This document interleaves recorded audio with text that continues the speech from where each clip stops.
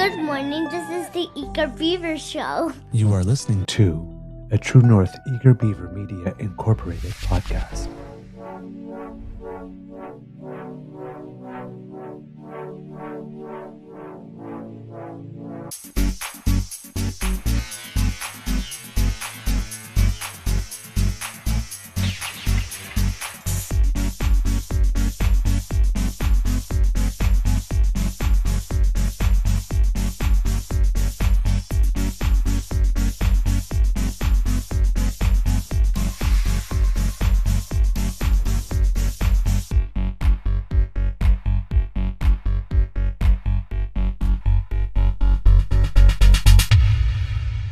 True North Eager Beaver podcasts are proudly brought to you by our founding sponsors, the Miss V Mysteries from Corvid Moon Publishing, your source for science fiction, fantasy, and cozy mysteries featuring a broad diversity of characters.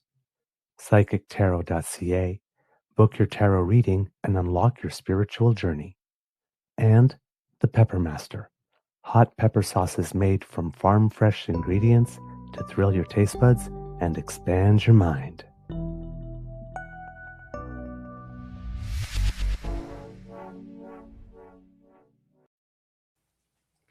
Well, good morning and hello, kits and cubs. Having a little trouble with my headphones here. The pads don't want to seem to stay on. Let's try that one more time. There we go.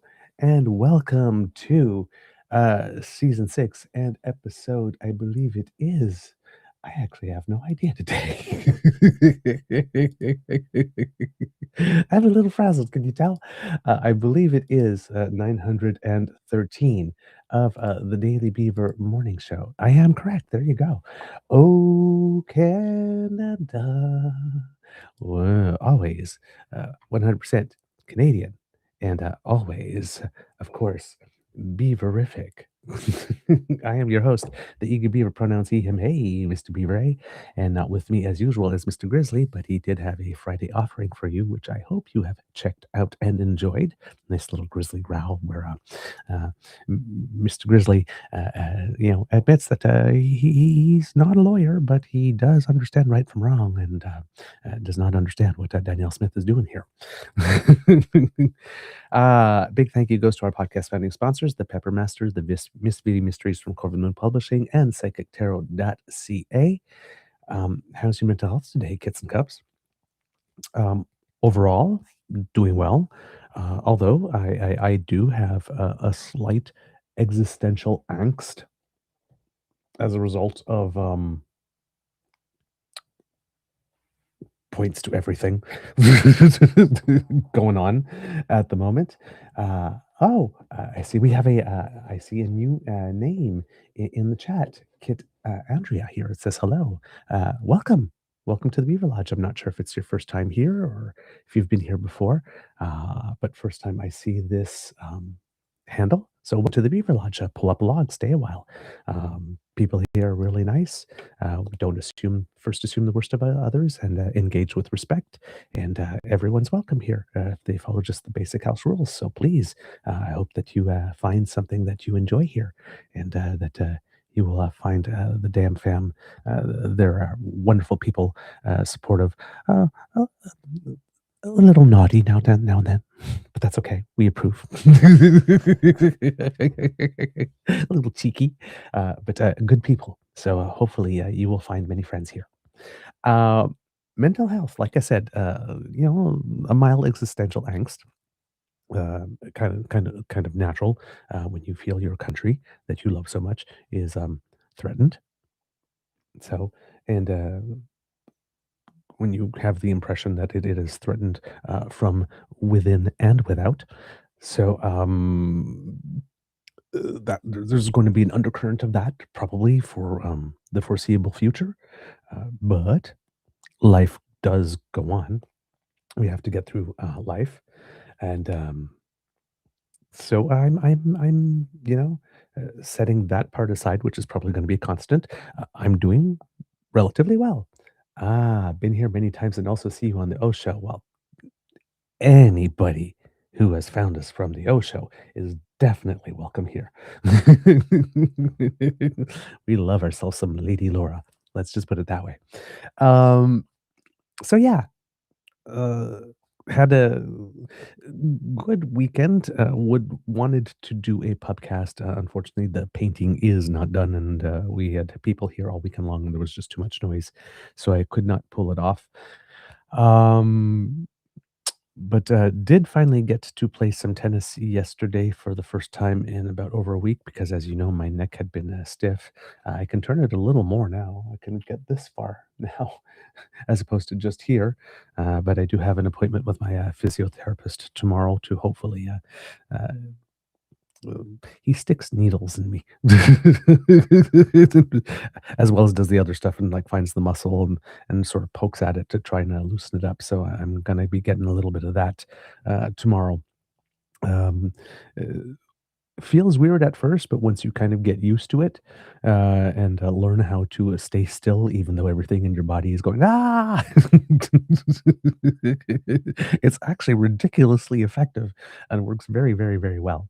So, yeah, uh, we'll be doing that tomorrow, and we'll be getting some more relief, but, I played, tennis over the weekend, and, I'm on a competitive ladder, so it was my first competitive match of the season, and your boy won. Boom, boom. Yeah. So, a perfect 1-0 so far this season. Woohoo. Just as the French Open is starting, unfortunately, the first exit from the French Open happened to be a Canadian, Gabriel Diallo, who's having a bit of a tougher year this year. Dropped out of the top 32, and I think he had to retire because the match didn't complete. His opponent had won the first set, and then he had to pull out. So, some type of injury or physical ailment. Today, I think we have Leila Fernandez playing supposedly around 10 a.m., but sometimes the schedule gets a little delayed as the matches go on. So has a decent first round draw. Should be able to pull that off. So had a good start to the clay season, but started to slip a little bit near the last few weeks. So hopefully she can regain her form to have a bit of a run here at the French Open. It's a bit of a nemesis. And then tomorrow, I know that we will have Felix Auger-Aliassime and Denis Shapovalov. And we also got some good news if you happen to be a tennis or sports fan or a Felix fan in particular. It seems that the next Davis Cup stop for Team Canada will actually be in Quebec City. Tennis Canada has announced on, I think, September 16th, 18th, which is the area from which Felix is. And he has already confirmed his participation for the tie against France, which is a very high ranked team. So they'll be tough to get through, but we will have our best male player on the court for it. And that will definitely help. Felix Auger-Aliassime is actually ranked fourth going in to the French Open. So technically, if everything goes according to form, he should be able to make it all the way to the semifinal, or at least we'll have favorable draws to get to the semifinal. But of course, there's another player on the other side of the net that has designs on first contact ruining whatever plans Felix has. So hopefully they will not be successful. Can you tell him, tennis net? Can you tell? So, yes, but it was nice to get back on the courts. And again, with the French Open, I am going to be a very happy Beaver for about the next 2 weeks. And of course, we're preparing a camping trip next weekend, so I'm looking forward to that as well. So lots going on here at the Beaver Lodge to keep my mood up and feeling good, despite all the blah going on in the world these days. Talking about the blah going on in the world these days, we are going to try to focus on two things today that have several tentacles. Number one, of course, the fallout from what Danielle Smith has done needlessly putting the entire country at risk and opting to pretty much torch whatever pipeline implementation agreement she had reached with Prime Minister Mark Carney, which a lot of people are still not understanding why it is that she would do all that work only to set a fire to it. The well, exactly 1 week later, and as well, I have a hypothesis on that. I have a hypothesis on that, and the hypothesis is that July 1st is coming along very quickly. And she, that we know of, doesn't have a proponent, doesn't have a route yet for it. Who's trying to decide between five, and that I know of, she has not even begun doing anything with regard to duty to consult with First Nations. And given what we are seeing with the referendum thing, um, duty to consult, number one, doesn't seem to be very important to her. Two, she seems to think it applies only to projects, but it actually doesn't apply to the overall basic fundamental essence of their agreement being with the Crown, which I find particularly mind-boggling. She sits in front of a camera and mic and tells people that she just could not foresee how people could fulfill their duty to consult on such a matter, which is really interesting that suddenly she displays a total and utter lack of creativity and imagination because that referendum question she came up with shows that she definitely possesses those skills for creativity and imagination. But somehow, when it comes to wanting to fulfill her duty to consult with First Nations, just all that imagination, creativity just poof disappears. Doesn't have it anymore. And she talks about the duty to consult and seems to have a relationship with duty to consult that makes us believe that the mere thought of sitting across the table from Indigenous people makes her break out into hives. So, not sure that Indigenous peoples on whom she admits that there is a duty to consult on projects, are going to be particularly inclined to want to engage in that duty to consult, or at least consider it significant and meaningful, which it must be, when on a duty to consult that has been recognized by the courts on such a matter, that she would deny it exists, claim that she can't even fathom a way that it could take place, and has legislated in order to make it such that referendum questions no longer need to be constitutional in Alberta, and has um, defied a court order claiming that the duty to consult has not taken place and has come up with this way too cute by half or too clever by half referendum question to try to circumvent the actual duty to consult, because her claim is that, well, since there will be no outcome for the Constitution based on this question as asked, that there's no reason for it. Of course, should she's also created a situation that this allegedly non-binding referendum, because it can't be. Um, well, she stated that she would be bound by it when she had her little pre-recorded tape thing. So it's not legally binding, but she has pre-declared before everything happens that she will be bound by it, which is again a too clever or cute by halfway of trying to make the illegal legal. Now, normally she re-legislates, but she probably no, the legislature isn't sitting at the moment, I believe. So, and she definitely would not be able to pass new legislation probably before her planned referendum date. And if she did, it would be immediately taken to court and she wouldn't be able to use it. So this time she can't legalize that which is illegal. So she just says it's a non binding referendum, but trust me, I will be bound by it if you can trust her. But her declaration just basically says that she just de facto made something that was illegal legal, if not de jure. I have a feeling that she just handed Indigenous peoples yet another reason to take this new decision of hers to court. So I am crossing my fingers and having hope, kids and cubs, that she did do that by trying to be too clever.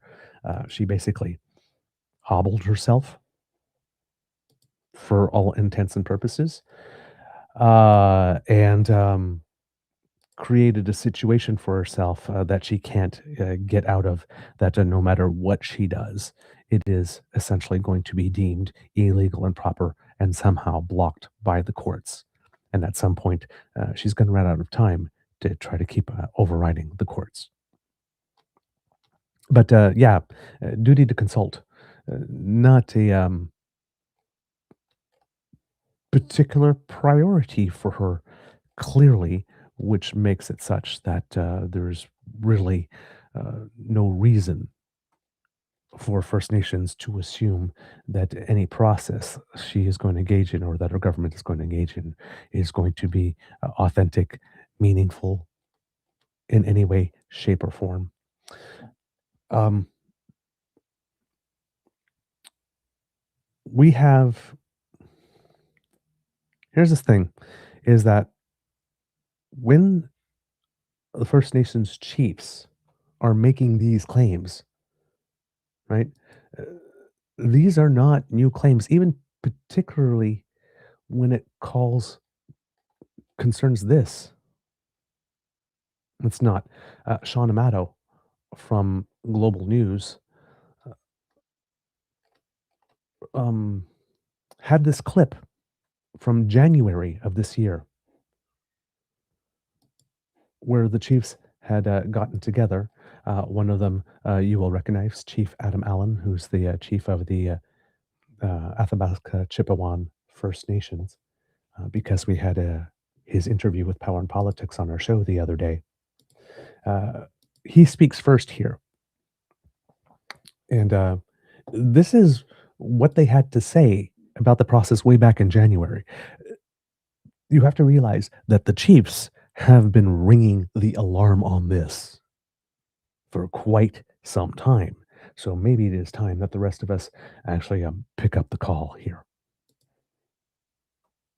Danielle Smith and the UCP government do the right thing and resign immediately. Because from here on in forward, the road is going to get rocky and rough.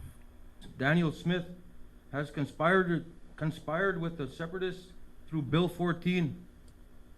The Premier changed the law after the court told her it was a breach of our treaties to proceed this way. So Premier Smith and the UCP cabinet, I hope you have your bags packed, because when this referendum is defeated, I will gladly walk you to the border. Danielle Smith and the UCP government do the right thing. And so yeah, there you go. They've been ringing the alarm from this. They started the court action a long time ago. Right? This is not new for them. This is new for Danielle, however. But this is not new for them. They know what their rights are. They know what the law says. They've gone to court so many times. The jurisprudence on this is a mile long. They know what the courts will say as they are filing, because we have established a pretty solid legal tradition here. And if you're, how would you put it? You're seeing the overall conservative movement get extremely frustrated. Clearly, right? You've been hearing Pierre Poilievre all over the past few days talking about property rights all of a sudden, because there was a Cowichan decision that happened a while ago that had something to do, I guess, with those types of rights. The Cowichan have said time and time and time and time and time again that they're not coming for anybody's property rights. But there's, clarity, and within what already exists, like this, there's plenty of opportunity for them to get what it is that they need while not having to expropriate anyone. And there's no reason, unlike Danielle Smith, who lies like she breathes, there is no tradition of this with this particular stakeholder, so there's no reason not to believe them. But the Aaron Guns and the people running for a lot of the candidates running for the leadership of the BC Conservative Party, and seem to want to make you believe that that's the case. And according to what I'm seeing here in the chat, according to Kit Uncover, it seems that they're in this age of misinformation and disinformation and everything of the sort, that there are some people trying to convince others that it is indeed the case. According here, I see here from Kit Uncover here, the Squamish Nation is warning that fake letters ordering homeowners to vacate property have been circulating. We don't know who's been circulating them so far. Kit Uncover. I don't know if you sent us the link as well, but if you please do, it will be nice to know a little bit more about that. But already people are creating trouble. They're trying to spread some big lies in order to get people to bypass their logic and rational and critical thinking sectors and go straight for emotion. But that's how dishonest this anti-Indigenous movement actually is. So we need to be on guard for that, particularly claims coming from that side of the political spectrum about that which Indigenous people are doing or what their intents are. Because it seems that there's definitely an active campaign going on at the moment to suggest that Indigenous people are coming for your land, which is kind of ironic, actually, when you think about it. Gee, you're worried and you're concerned, really, that people are coming for your land, your property. Oh, well, yeah, sure. It's like you're so close. You're so close, almost there. But no, this clearly is not the plan. It's been stated. There's no reason to believe it. There's nothing on which there's no hook on which to hang this claim. But it's happening. The lies and the being and the fear are being spread.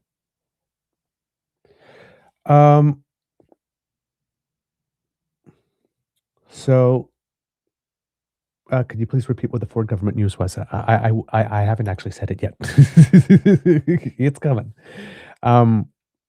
So yeah, we have this thing, and over the course of the weekend, of course, Premier Danielle Smith, I've now named her Premier McFib, because oh my God, she lies, and she conflates and she gaslights. I mean, the gaslight is full up on this one. Has been touring all the media shows over the course of the weekend. Lying, pretty much. Lying. About everything.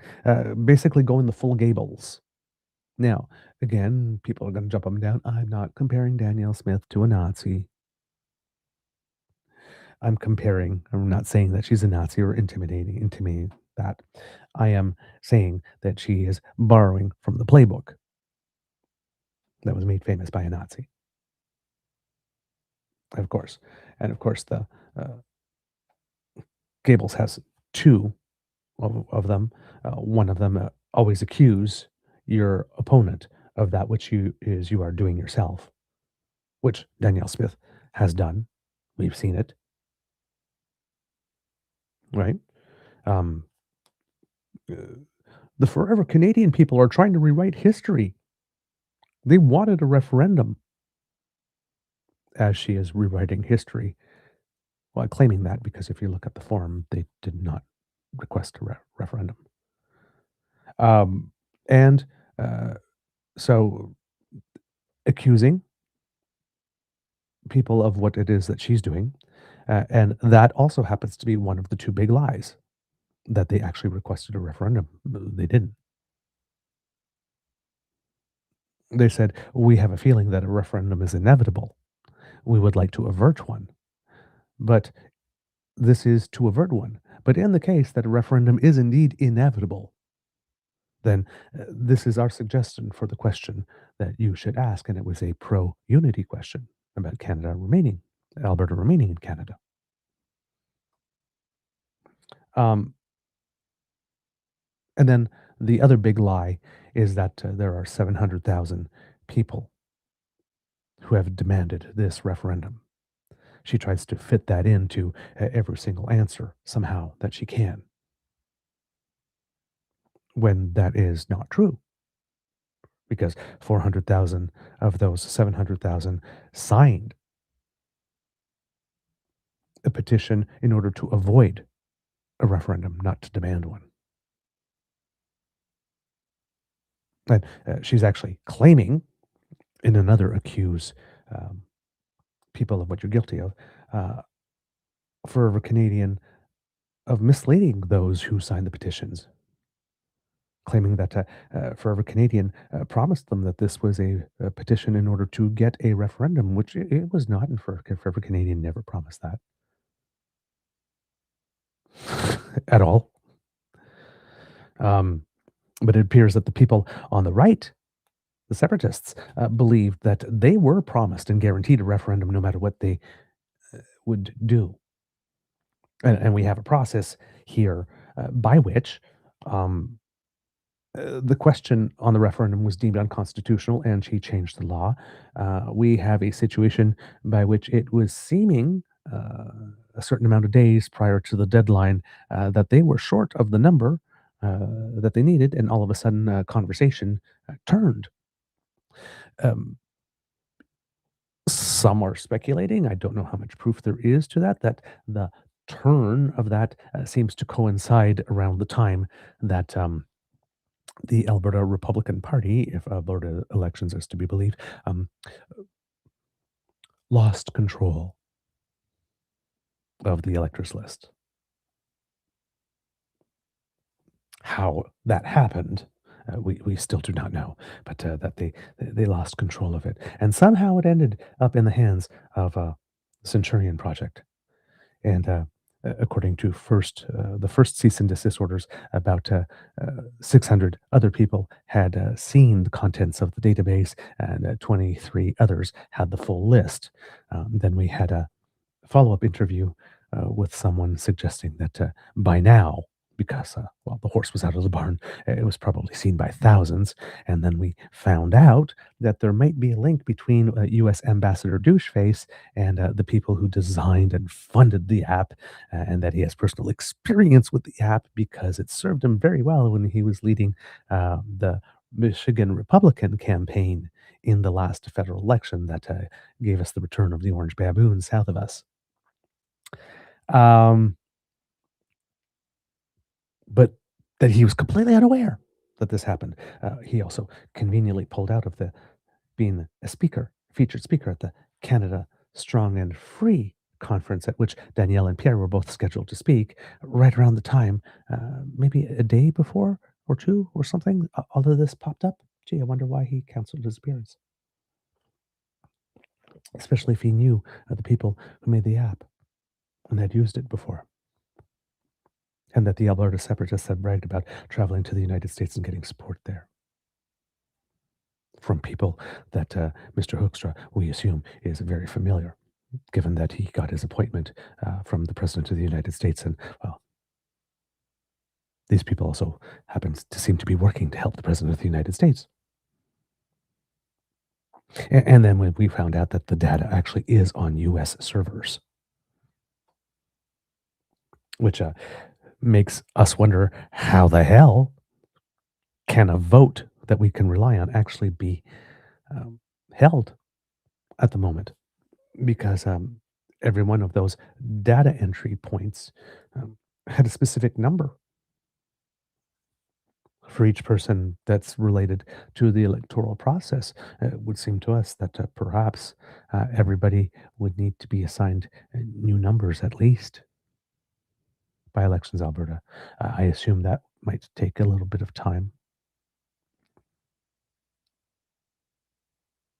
I mean, if you've lost control of the voters list mere months before a referendum is supposed to take place, how can a government and how can Elections Alberta actually verify that those who are voting in this referendum are actually authorized to vote, or actually the real people voting? How can they certify that? And when you consider that, again, under Bill 54, I think it was, that Danielle Smith had passed, she basically eliminated Elections Alberta's ability to investigate anything. Remember, we've been telling you this a couple times now. She changed the law such that the threshold to open an investigation has to be strong enough for someone to actually be charged in court. Not, we suspect that there may be something going on here and we need to look at it, but there actually is enough evidence presented to us at first to get a charge in court. Then they can start investigating. Which in the case of the list leak, well, kind of happened because the list leak was so brazen. I mean, they actually recorded themselves doxing people and then played it on the web. I mean, if you're going to record evidence of you're doing something that you're not supposed to do and then broadcast it to the world, you're kind of gift wrapping the evidence. But you need people to be that stupid or that brazen to do that in order to get a pretext to open an investigation. The chief electoral officer said that any of the investigations they had opened in the 5 years previous to the amending of that law, one of the 4 times that Danielle Smith amended a law, according to Naheed Nenshi, in order to help the separatist cause here, she who claims that she's a federalist, that in the 5 years previous, anything that they had investigated under this new rule, they would not have been able to open an investigation. And then she layered on top of that another rule that said that if ever something meets that threshold where you get the evidence that is so obvious that it could be charged in court that allows Elections Alberta to investigate in the first place, that then the investigation needs to be completed within 1 year of the date of the offense being committed. Because, of course, every investigative body gets word of the offense being committed at the exact moment it is committed, not sometimes weeks or even months later. So a rule, again, so restrictive that the chief electoral officer said of the investigations that were opened in the 5 years previous to these changes of the law, that none of those investigations could have been started with her first change to the law if one of those had managed to get over that first hurdle. None of the 5 investigations that they had, none of the investigations they had opened over the previous 5 years before the passage of this law would have been able to be completed in that time frame.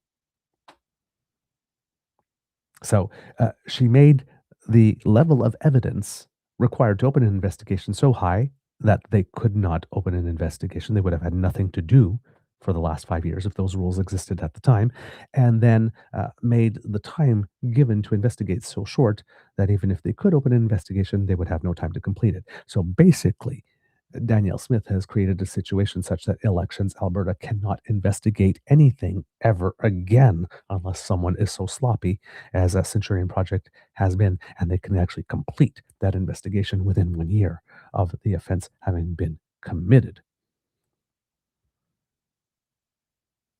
And that's the rules we are going to go into this vote with.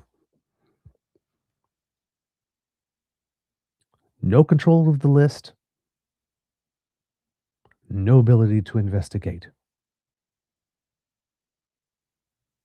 How can anyone trust that vote? And Danielle Smith rushing to make sure that that vote takes place. I think it is on October 5th, because one of the other laws that she changed was that, you can't have a referendum within the period of 1 year prior to the next scheduled general provincial election, and not for 1 year after. So the next one scheduled, I think it is for October 19th, I think it is, or 17th of 2027. Let's just uh, get that date specifically. October 18th, 2027. So October 5th, 2026 is 1 year before that. So even though she has a whole electoral system with an electoral list that is gone and an electoral body that can investigate anything, she is trying to squeeze in. And she picked that October 5th date long time ago for the other 9 questions. Does anyone really believe that she didn't plan to add that 10th question all along when she chose that specific date that just happens to be a couple of weeks shy of 1 year before? But Danielle didn't already set that table. Kind of hard to, what we say on the show, when there are so many coincidences, they are not coincidences. So yeah. This is not good. This is not good at all.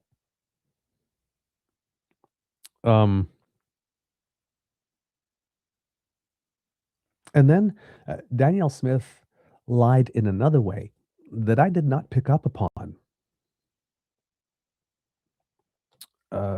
when it came, because, well, one, there were so many, and you have to know all the ins and outs, that you have to be clever enough to pick it up. But David Climenhaga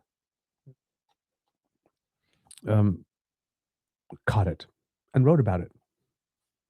So I'm going to read this to you because Danielle Smith, one of the ways that Danielle Smith lies is by taking two things that are true, but not necessarily connecting them, stating them with some ominous stuff underneath it, and allows you to make the link yourself, or conflates things. Like there are things that exist, but they're not exactly. Like, for example, yes, 400,000 people signed a petition, the Forever Canadian group. But they wanted to avert a referendum. She's counting them as people demanding one. Because she excludes if a referendum is inevitable, then this is the question we propose. She just pretends that was never said, that never existed. And therefore their intent all along was to demand a referendum. And then she adds them to the 300,000. Because not one of those signatures that are verified, and she claims those 3,000 signatures as being valid as fact from the other one, and adds them to them and says that she has 700,000 that want it. But really, she has none. The first 400,000 didn't want one, and the other 300,000, there's not a single signature that's verified yet. They are alleged signatures; they're not verified. She can't yet claim or deal with them like they are real, but she is. And then she's adding two numbers that technically don't exist yet together and claims that there is momentum. When really, there was only one vote for this, and it was her own. She only has one vote, one signature. And she says she didn't sign them. This is no longer a citizen-led initiative. This is her personal thing. And she is the only one that decided, and she's the only one who signed yes. The Forever Canadian people are not happy. The separatists are not happy. Danielle Smith, forever the narcissist, once again decided to insert herself in the middle of the situation, like she did when that report came out after the wildfires in Jasper that said, you know what, her government was trying to stick her nose into things, the federal competency that didn't belong to her, and it delayed stuff. There was maybe more damage that was created because of her. because she wouldn't accept what her place was in the emergency system. She was trying to use it as an opportunity to gain more powers. And when criticized that the government could have done better, she demanded an apology because she was the victim here. Not the people of the town of Jasper, her. She inserts herself into the middle of every situation. Transgender children thing. She knows better than your doctor. She inserted herself between the relationship between you and your doctor. They talk about parents and parents' rights. She literally removed parents' rights. Parents who are okay with these treatments for their transgender children no longer have the right to consent to them because she knows better. She's doing the same thing on MAID. She did the same thing on the disability payments. The federal government decided that people should deserve $200 more, which was not what they promised, by the way. Right? They deemed the original promise was to lift them out of poverty, to give them a system similar to OAS and GIS for seniors, so that there would be a minimum income level, a basic income essentially for them. She decided she knew better. The Alberta system was already the most generous one, according to her, so therefore they did not need it, because heaven forbid that if we were going to be overly too generous, we were going to be overly generous with people who are living with disabilities, many of whom do not have the ability to work. Heaven forbid. She inserts herself into the center of, she puts herself at the center of every situation. This is what she's done here. David Climenhaga says, in Danielle Smith's Alberta, if the facts don't support your argument, you can make up new facts. Alberta's premier demonstrated this capacity yesterday evening in her delusional 15-minute televised address to the province, wherein she set out to explain the differences between the Canadian and United States constitutions in order to justify holding a referendum on Alberta's separation. Claiming Canada was founded on the principle of strong provinces, Ms. Smith continued, quote, Canada is very different from the United States and many other Western democracies. For example, the US centralizes the majority of power and decision-making in its federal government. In Canada, we choose a decentralized federation composed of very unique and diverse provinces left to govern themselves in almost all matters, with the main exceptions of national defense and international affairs. Does that sound to you like an accurate description of Canada and the United States? Because when I read this, aren't we the country that centralizes the majority of power in the federal government? And isn't the United States that have unique and diverse states left to govern themselves in almost all matters, with the main exception of national defense and international affairs? We keep on hearing about states' rights. In the United States, there's no province's rights in Canada. There's been no equivalent. We had 4 provinces, 4, I don't know what you would call them at the time, 4 colonies, I guess, come together in a confederation where they agreed to surrender a bit of their individual sovereignty to create a larger thing. Prince Edward Island joined. And then most everything else that joined after, Alberta in particular, were carved out. They weren't colonies that existed on their own. And of course, we had Newfoundland and Labrador, joined in 1949.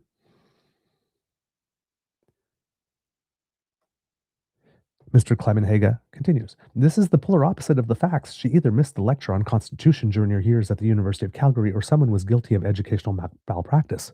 The Fathers of Confederation created a federation in which the federal government had a clear preponderance of power. Even a quick read of the Constitution Act of 1867 makes this obvious. By contrast, the Founding Fathers of the United States did the opposite, creating a federation that vested more power in the governments of its states. The founders of Canada took a different road in 1867 because they just had a ringside seat to the Civil War that racked their neighbors from 1861 to 1865. Miss Smith continued, still mistakenly, quote, "Over time, our federal government has sought to move towards a more centralized American-style system, with Ottawa attempting to take over many provincial areas of jurisdiction using all manner of legislative, judicial, and financial leverage. In fact, over time, while the United States has moved towards a more powerful central government, we're seeing it right now where even the Congress has surrendered its ability to declare war to the president or impose tariffs. Canada has moved to a less centralized model. We said that all the time when there is a new announcement of devolution of powers to the territories, for example. Or a lot of people are citing the NRTA, which affects Alberta, specifically the Natural Resources Transfer Agreement, which was a set of Canadian constitutional documents from 1930, not 1867, that transferred the control of Crown lands and natural resources from the federal government to the prairie provinces of Manitoba, Alberta, and Saskatchewan. There are some people calling for the federal government to revoke that now. Because perhaps if the federal government revoked that, at least for the case of Alberta, then it would make it less enticing because, well, revoking that would mean that if they leave, they can't take the oil that's under the ground with them. Not that they can now because it's treaty land, but you know, maybe that the revocation of the NRTA, which is a law passed by their own people, was revoked. Maybe that would make them pay a little more attention.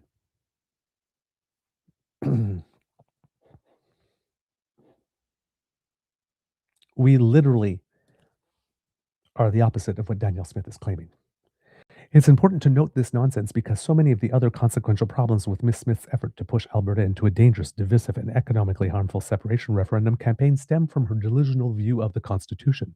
The fact she is ignorant of both the US and Canadian constitutions would be amusing were she not a premier promoting a campaign for constitutional change in Canada, with the provincial treasury for a slush fund and the assistance, solicited or otherwise, of foreign actors in possession of the stolen personal data of 3 million of us who do not have our interests at heart. She wants to change the Constitution she doesn't understand and can't speak of accurately. But then she claims the grievances are legitimate.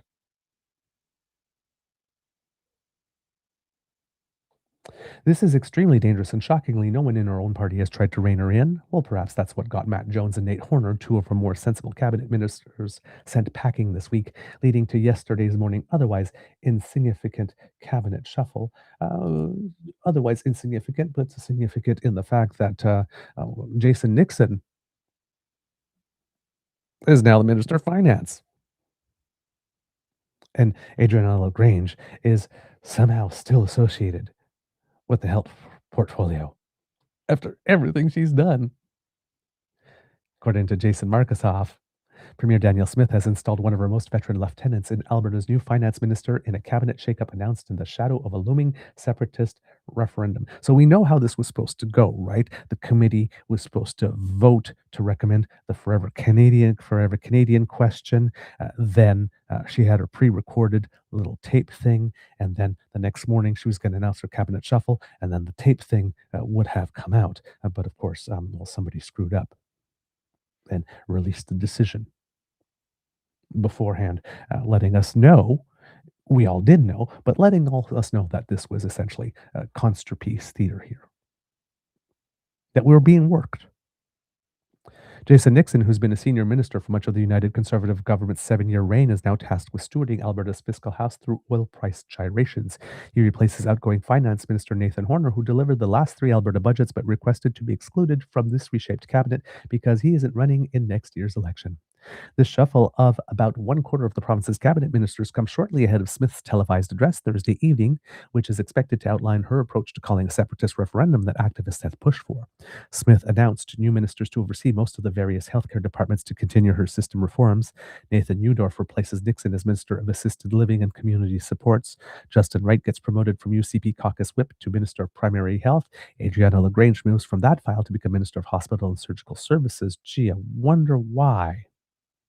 hospital and surgical services specifically, when that whole thing about those knee surgeries and hip surgeries, were they both being farmed out to private enterprises, for which it seems that the government of Alberta has unilaterally decided they should be paid a whole lot more than everybody else to perform, allegedly, according to Athana Metsalopoulos, who's actually suing the government because she was wrongfully terminated, allegedly, for trying to look into that and investigate. It seems that she was, the story would be that she was asking too many questions that were too embarrassing, so she had to go. And the liquor smearing that, of course, has followed.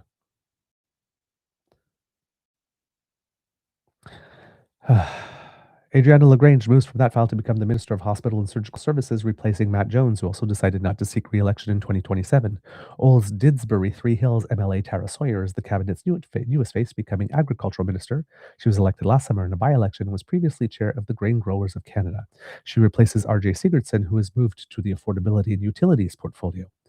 In brief remarks during the cabinet swearing-in ceremony, Smith didn't speak about Canadian unity, but instead focused on her government's busy policy agenda of expanding healthcare capacity, keeping taxes low, and attracting investment. Albertans are trusting us, each of us in this room, to do that critical work, the Premier said. For Nixon, this marks a return to the finance portfolio. He served in the role for a few months at the end of Jason Kenney's premiership before Smith initially shuffled him back to the backbenches when she became leader. And finance, Nixon will be tasked with crafting and delivering the next spring's provincial budget, which could show a major turnaround in Alberta's fiscal fortune. This year's budget featured a $9.4 billion deficit, but that was based on an oil price forecast before the U.S. and Israel war with Iran caused a spike in rates for Alberta's key export commodity. Of course, Danielle Smith is going to claim and Nathan are going to, Jason, are going to claim that this was due to their very prudent expert fiscal management. Of course, it has nothing to do with it. If high prices endure throughout the fiscal year that ends next March, Alberta's projected deficit could be eased or erased entirely. NDP leader Naheed Nenshi suggested earlier this week that Smith demoted Jones and Horner because both have publicly come out against separatism. United Conservatives have routinely pushed against accusations Smith and her government are motivated by pro-separation sentiments. Nobody believes them. It's become common for political leaders to remove ministers from cabinet when they announce they're not running for re-election. In 2024, Housing Minister Sean Fraser left the federal cabinet in a shuffle when he announced he didn't intend to reoffer his MP, although he changed his mind and ran again after Mark Carney became Prime Minister. In mid-2018, then Alberta Premier Rachel Notley demoted two ministers after they decided they wouldn't run again the following spring. Smith's cabinet shuffle on Thursday has a longer lead time before the next election. It's scheduled to take place in October 2027, 17 months from now. And of course, the difference, of course, between Sean Fraser not running again and Premier Rachel Notley demoting two ministers after they decided they wouldn't run again, and now is that there doesn't appear to be a purity test on whether or not one's an actual federalist or willing to help the separatists. These are not normal times. The comparison is not between apples and apples. Back to Mr. Climenhaga.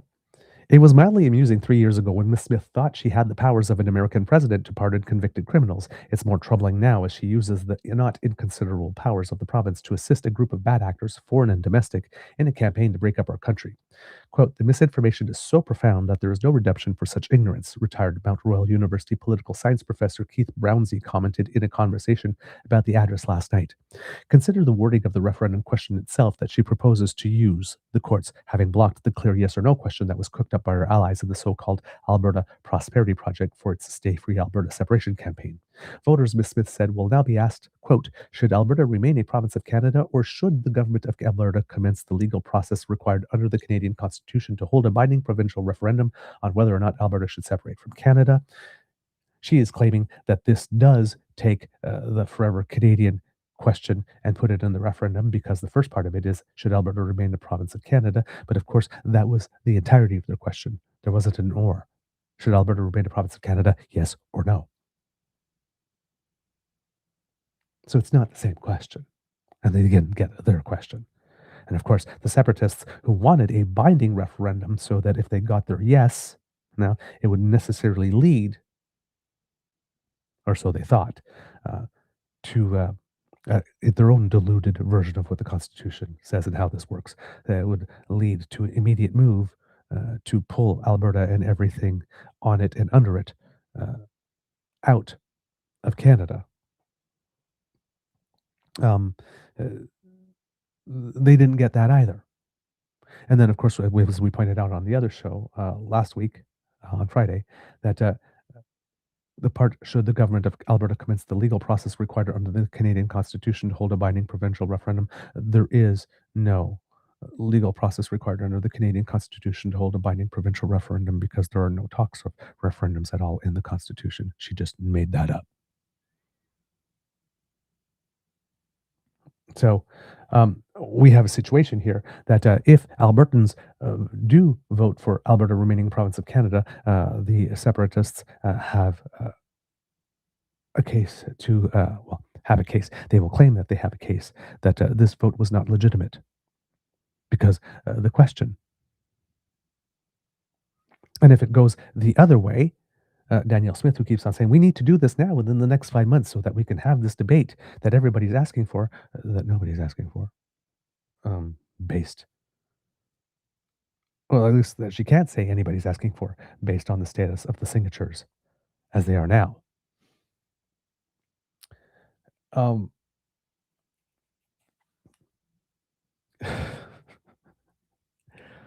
All of this is so incredibly tortured. This is the stuff that she has to do to try to get it through. Quote, this wordy, ambiguous, and possibly intentionally confusing, how will the answer be composed? We were not told. It cannot be a simple yes or no. Why do this? According to Ms. Smith, it's, quote, because this proposed referendum question does not directly trigger separation, but if successful, would ask Alberta's government to commence the legal process necessary to hold a binding referendum on the matter. The recent court ruling would not be applicable, and the referendum question I outlined could proceed. That's not true, actually. That's not true, actually, because you see, if you have a vote,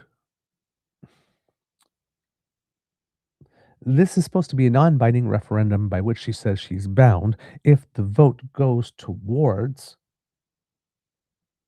commencing that process to hold a binding provincial referendum. We have to go through this all over again.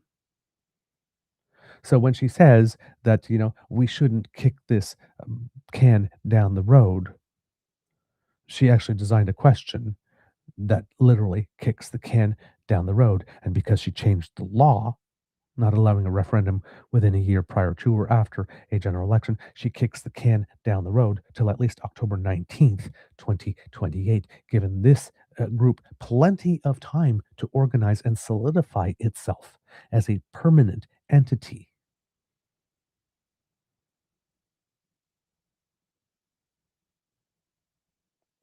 These are not coincidental decisions.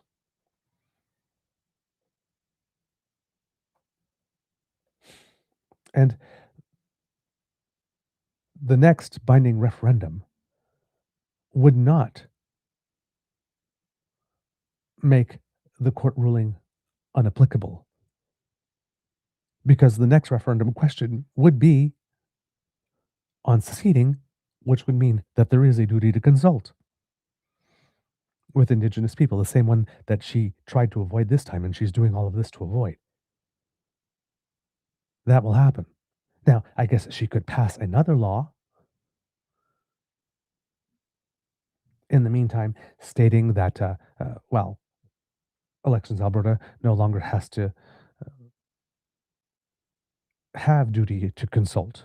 That duty to consult does apply only to projects like she claims it is, but that is not going to work for her because that is a law that goes against the Canadian Constitution, Section 35, that claims that there is indeed a duty to consult, and she can't override Section 35 of the Constitution with the notwithstanding clause. So all of this is to end up exactly where we were at the time that the Indigenous chiefs filed that legal decision.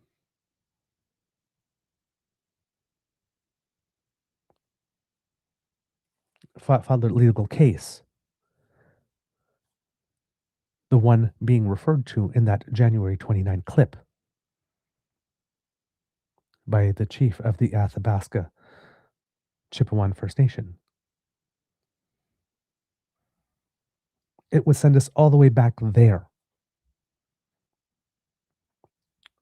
on another question that would be unconstitutional.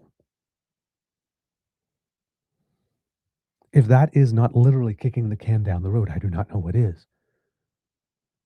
And of course, giving the entire province 2 years, extra years to see capital and investment flee. Which brings me back to my original hypothesis. Why is Danielle Smith seemingly torching the implementation agreement? Because she knows she doesn't have a proponent. And she doesn't have a route. And she doesn't want to do the duty to consult on that project.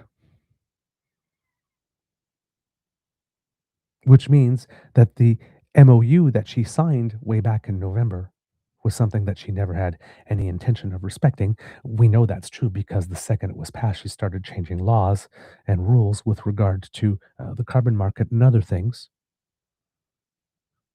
She immediately tried to start watering down the agreement that they had on carbon capture and storage and pathways, and successfully managed to do so because the implementation agreement has lower standards. On that one, I must issue a gentle correction to myself because in a previous show I had mentioned that it seemed that the original goal was a 62, I think it is, tons that they were trying to reduce, and it got reduced to 16. And I was wondering if it was a 4-year number, and they were talking it by year. It was never 62, actually. The number, it seems, was 22 per year, and now it's down to 16. But that's still 6 difference. And they're still claiming that it will remove the same amount of cars. It would be the equivalent to the same amount of cars. So I still can't figure out that math. But the more accurate numbers is that it was supposed to do 22 per year, and now it's going to be doing 16. So they watered it down, right? The carbon price is no longer going to be 170. It's going to be 140, effectively 130, when all the offsets and whatnot are applied. And it's not going to take 22 tons out of circulation every year, but 16.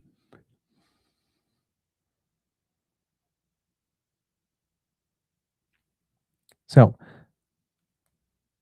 she's been trying to water down the terms since the get-go. On July 1st, she needs to come up and say that she's got a proponent and everything, so that the federal government can take all that information and decide by sometime in October whether or not it's going to get a designation as a major project. With the separation thing, she's not going to get that by July 1st. So maybe she knew already that there was no way she was going to get that by July 1st. And then did this to torch it. So that when this fails for her, and the pipeline doesn't get built, well, then she can blame Mark Carney and Avi Lewis and the NDP, federal and provincial. And of course, those 14 Liberal MPs who signed that letter to the Prime Minister, whose names have not been revealed yet, but 14 MPs that signed that letter to the Prime Minister worrying about his environmental backsliding, even though Danielle Smith did not know of the existence of those 14 MPs or that letter before she made her moves. That won't stop her from blaming her failure on that. Because when it finally fails, nobody will remember that that letter came out way after. That's what she does. She plays with time.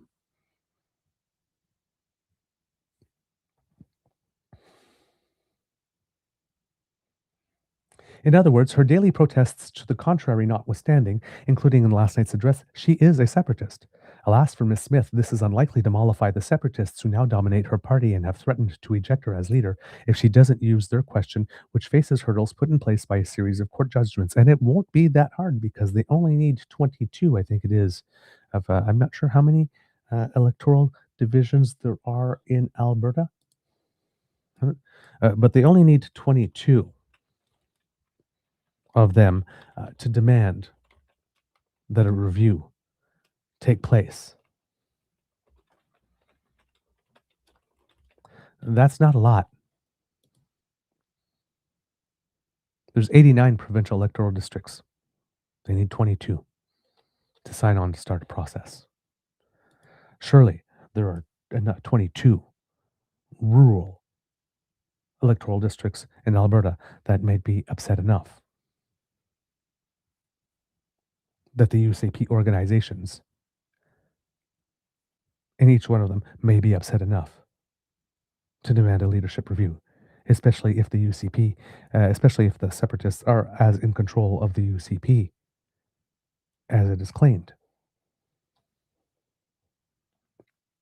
So that could be interesting when we have a situation where Danielle Smith might be fighting on more than one front while trying to push this through. Oh, the tangled web we weave, when first we practice to deceive. If she gets tripped up in this and falls flat on her face, she will have nobody to blame but herself. Of course, she will blame everybody else because she's a narcissist. It's never her fault. And she accepts accountability for nothing. I mean, in this whole thing, in the interviews, they're asking, well, you say that you're a Federalist and that you will be campaigning for Canada. So if the vote goes the other way, will you resign? No, I won't resign. Why would I resign? If the vote goes Canada's way, then I will be bound by that decision. That will be the last of it, she promises, as if we believe her. And if the vote doesn't go the other way, well, then I am merely a facilitator of a conversation between the people and the government. None of this is my fault. Even though she unilaterally put the question on the ballot and unilaterally chose the question. It's not her fault. She's merely facilitating a conversation. Whatever the results of the conversation, even if the result goes against what she stated her position is, she is perfectly the one to make sure that the next steps get followed. Because all of this, again, is about Danielle and her keeping her job. Danielle already in her mind, no matter what the result is, there's no reason to fire me. I didn't ask for this. I'm merely an innocent bystander watching all this happen, and I feel I need to facilitate this conversation that 700,000 people, big lie, are asking for, including the Forever Canadian petition signers who explicitly demanded a referendum, big lie.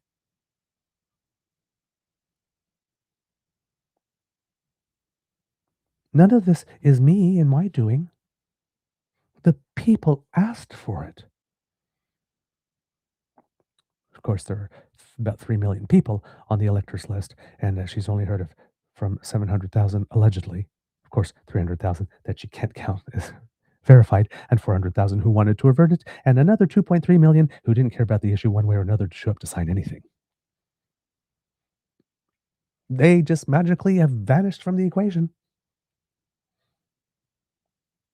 More people have not expressed anything one way or another, but she's claiming that there is demand enough for her to force this tortured thing through. That will kill the pipeline implementation agreement. Saw a commentator there saying that Mark Carney must be pulling out his hair right now after doing all that work. Because we know Mark Carney wants the pipeline. He wants to make Canada an energy superpower. No, Danielle Smith is not cooperating. And of course, in that referendum schedule, she has 9 other questions that deal with things that are already under her control or things that she cannot control, like, for example, eliminating or abolishing the Senate. But she's creating herself 9 more grievances to keep on fighting against Ottawa for years to come, now that she is bragging about having those 9 bad laws resolved. I am going to vote to stay in Canada. Yeah, easy for her to say because, there's no way for her to prove that she actually will before she does. And once she does, given ballot secrecy, there's no way for her to prove that she had. So while she's claiming she's going to vote for Canada and she supports for Canada, she's literally holding a referendum pushing 9 questions that allow her to have 9 new bad laws. upon which to continue campaigning against Ottawa incessantly. She speaks and tweets from both sides of her mouth.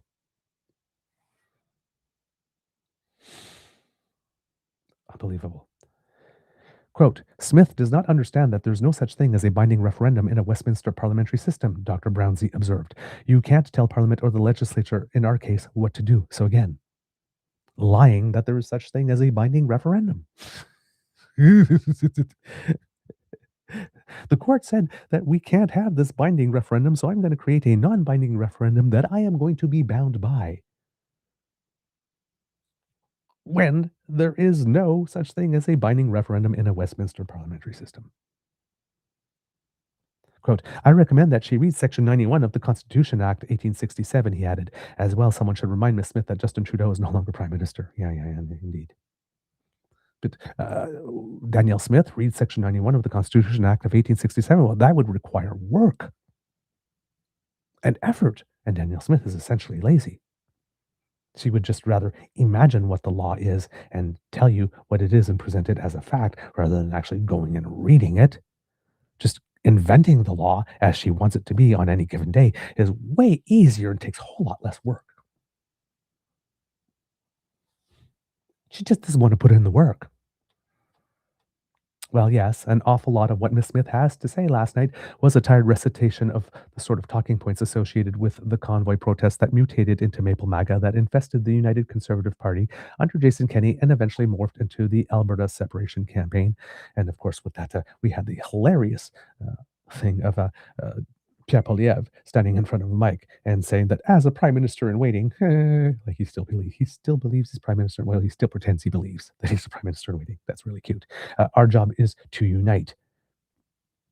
Yes, the guy who literally played Skippy the dishes and provided aid and comfort to people who showed up in Ottawa that some people would describe as domestic terrorists, some of them that had a self-declared mandate to overthrow the government, thinking that they were entitled to a meeting with the Governor General or the Prime Minister just because they asked for one.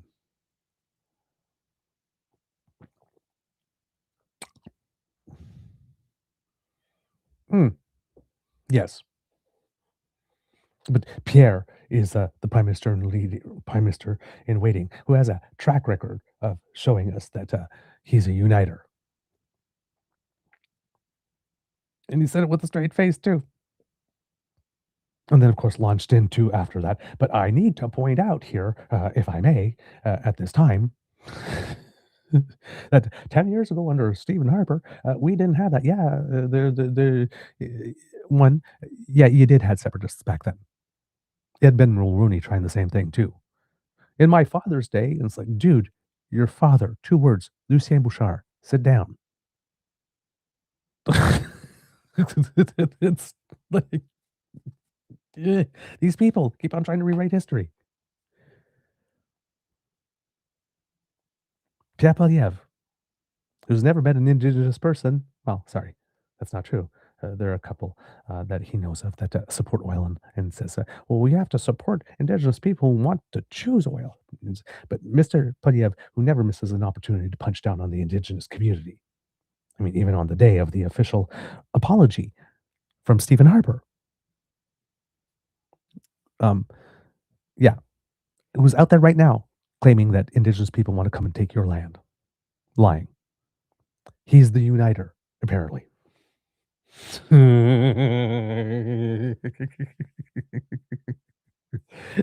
know why Stephen Harper didn't have a problem with Alberta separatists?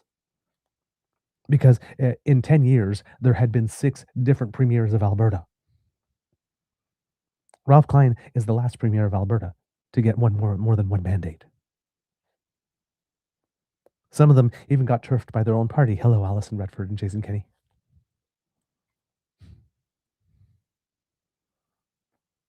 And 10 years ago, as Mr. Poilievre claimed, when there was no Alberta separatism whatsoever, you know who was premier 10 years ago? Rachel frickin' Notley. Maybe that's why.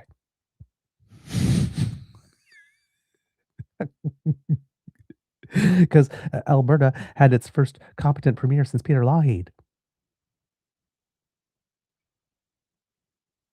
Maybe that's why. Jeez. Oh man. There was a predictable back to David Climenhaga. There was a predictable attack on the decisions of various Alberta judges that have stymied the march of the Stay Free Alberta question to a ballot, which the Premier boldly asserted were erroneous, fundamental misinterpretations of the law, and so on. Well, that could be. That's why we have appeals court. But I bet that a Superior Court judge in Alberta is more likely to interpret the law correctly than a Premier who sounds as if she's never read Canada's Constitution. There was an unhealthy dose of irrelevant Trudeau bashing. Miss Smith also recycled old talking points attacking the Trudeau-Singh government in Ottawa and the Leave It on the Ground NDP. I guess we can expect to hear that again in the next provincial election campaign. There was a lot of whining about the rights of law-abiding gun owners to own unrestricted weaponry, which makes sense when you remember the proponent of Stay Free Alberta petition owns a gun store. Earlier yesterday afternoon, the Premier's loyal minions on the UCP-dominated Select Special Citizen Initiative Proposal Review Committee finally managed to push through the motion that was derailed the day before to use the question from the Forever Canadian petition promoted by former Progressive Conservative Deputy Premier Thomas Lukasik. She took the question and then added more to it, though. Soon thereafter, the Premier said that she doesn't plan to exactly. Still, if the separation referendum turns out to be as unpopular as I suspect it'll be, I guess that will let the UCP try to pin the blame on Mr. Lukasik. Yes, that is why Danielle Smith is propagating that really big lie, right? That this is what Mr. Lukasik asked for, even though we showed you on the show the form in which Mr. Lukasik actually ticks the box that says that he wants a legislative policy proposal and not a constitutional reform proposal. In fact, on the form, there are two different signature thresholds for each of these under the old rules that he was forced to collect signatures under, and he only met the signature threshold for one of the two options, the legislative policy option. Put a pin in that one because I'll get back to that one. It was mildly amusing to watch the UCP and NDP members of the special committee fighting against positions that not long ago they held, but probably not all that relevant by the time Miss Smith had read her speech. And that was the end of Mr. Climenhaga's thing. After the vote happened on the final day, there were a couple of people in the gallery that yelled, "Traitors! Traitors, all of you," to which the UCP chair just sort of smiled to himself and says, "Well, I'm going to continue forward anyway." They are amused by being called traitors to their faces, it would appear.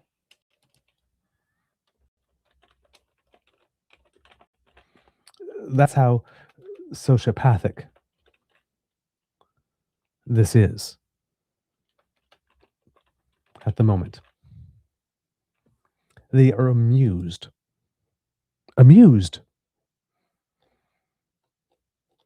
by being referred to as separatists and traitors. I should say traitors, not separatists, to their own face.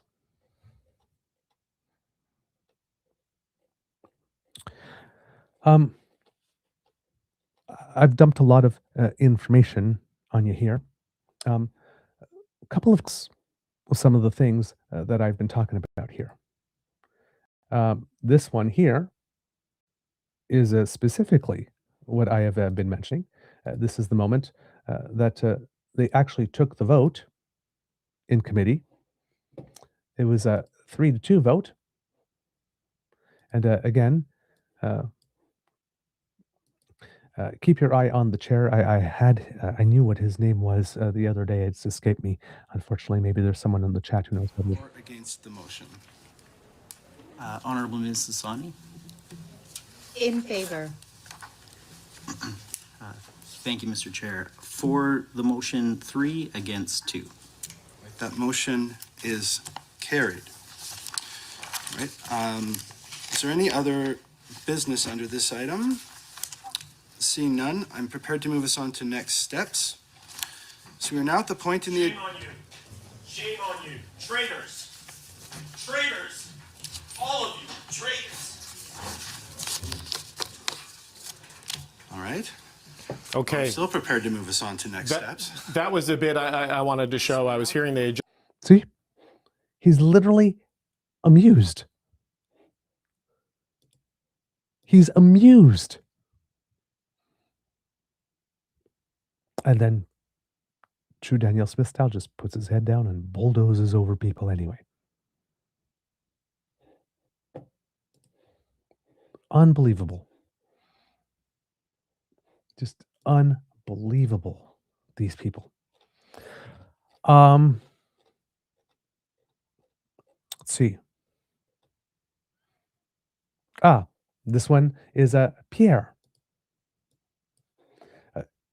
After declaring that he is going to stand for Canada. Absolutely stand for Canada. And showing that he is literally incapable of it. And if I can be nostalgic for just a moment, I just want to recognize that it was only about 10 years ago, under a conservative government, where there was absolutely no separation movement whatsoever in Alberta. That's right. And the PQ and the BQ, the two separatist parties in Quebec, they didn't even exist anymore. They have been wiped off the electoral map. And it was thought that separatism was a thing of the past in Canada. I want to thank Prime Minister Harper for uniting the country in that way, because it is the job of a Prime Minister to unite. And it's worth asking how the current Prime Minister is doing in that regard, given the situation in both Quebec and in Alberta. But as for me, I know where I stand. I stand for a united country, and we're going to campaign every day and every way to unite this country around hope. Thank you. Really? Because you have a track record of that. Everything he said there, right before he started saying that, is where he should have stopped in his remarks, but he just can't help himself. Now, you tell me how it is you are supposed to stand up for Canada while at the same time you are lying about there having been no separatist movement in Alberta 10 years ago. When you're lying about the Bloc having been wiped off the map 10 years ago.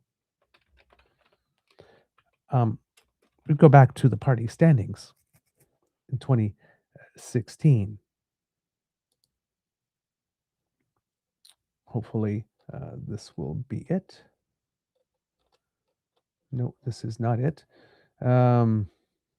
Let's see. We'll have to go to Canadian federal elections results to pick up that number. So back in 2016 was the 2015 election. The Bloc Québécois had 10 MPs. They didn't have a lot. But who led the BQ in 2015? Oh, yeah. Mario Beaulieu served until leader until June 12th, 2015, and then Gilles Duceppe had to come back and take over the party.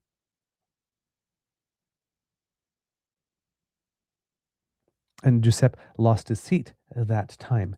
That was around the time that the Bloc Québécois had a dalliance with the right, the Bloc Québécois, which was a traditionally left party. It was basically like the NDP in Quebec, but with obviously autonomous or separatist designations. But that was around the time where I believe that the party had gone through several leaders in a short period of time and had a dalliance with the right, and that didn't work out for them, and then they came back to their leftist aspirations. I think also it was around the time that Pierre Cal Pelado who was a billionaire and owner of a big media chain, um, had tried a very brief stint as the leader of the Parti Québécois. In fact, one that was not very successful, and led it to his resignation on the May 2nd, 2016. So that when Pierre Poilievre brags about them having been wiped off the map, well, they weren't actually wiped off the map. They still existed. The Bloc Québécois did not have official party status. That is true, but they were not wiped off the map. But it happened to be at the same time that the Bloc Québécois was trying to reshape itself as a party of the right.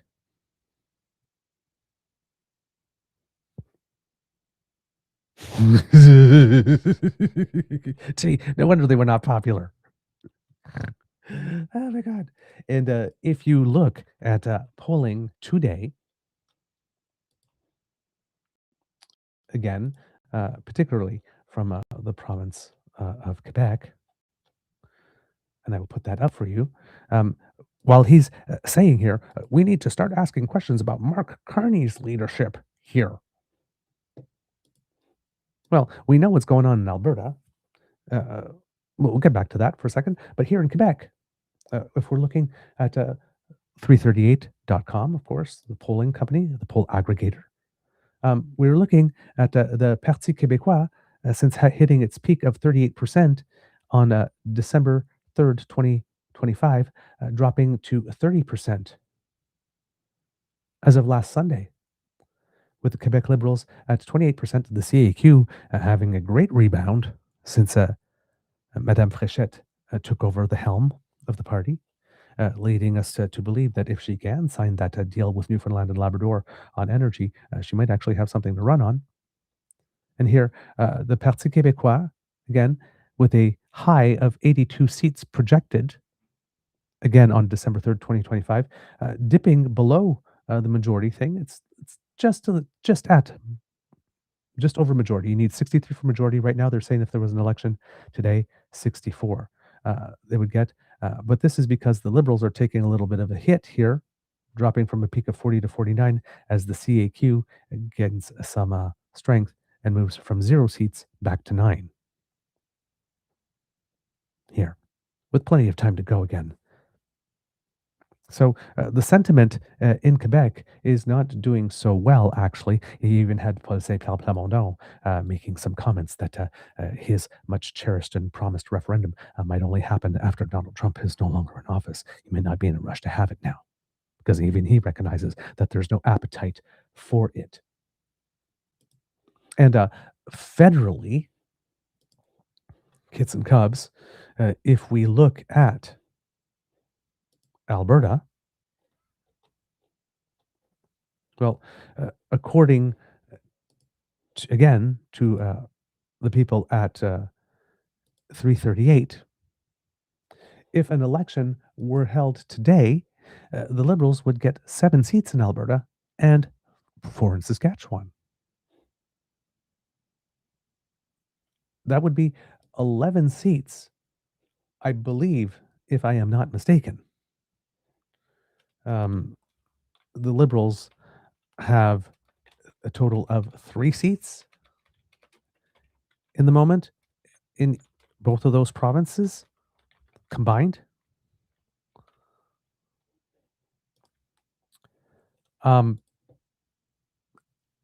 7 would be more. Well, actually, 7 is, sorry, more than 7, isn't it? That's 7 in Alberta alone. That's 11 total for both of them. It says here that Liberals have 3 seats in Alberta. Yes, that's true, because Matt Genereux crossed over.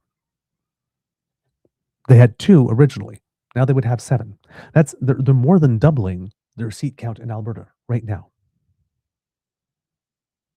And in Saskatchewan, they only have 1 right now. They would quadruple their seat count in Saskatchewan. So as the data is showing, Mark Carney is actually increasing national unity in the West. And in the province of Quebec, Pierre is standing in front of a mic telling you that things are opposite of what they are, claiming that it is a prime minister's job or a prime minister waiting's job to unite when all he does is divide. He actually takes opportunity to do this, to lie about what reality is, and then to divide by taking shots against the prime minister that are based on untruths. Somebody might want to explain to Pierre Poilievre and his pals that it is impossible to both stand up for Canada. Well, it is impossible to stand up for Canada, period, if simultaneously you are shivving its leader based on nothing for mere likes, clicks, and donations.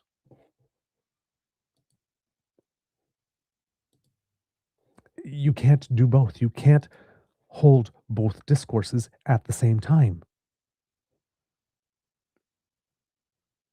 and be credible.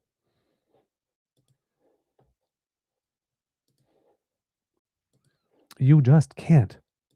And it seems that the Tory MPs did not get the memo or don't understand this. Toronto Star had a tweet that said, Canadian unity suddenly needs a hero. Can Mark Carney be that guy? And we have Barbara Ball, B-A-L, who is the candidate of record for Nepean. She still lists her stuff as Barbara Bell, CPC, even though she's just the candidate of record. Alleged police officer, alleged veteran.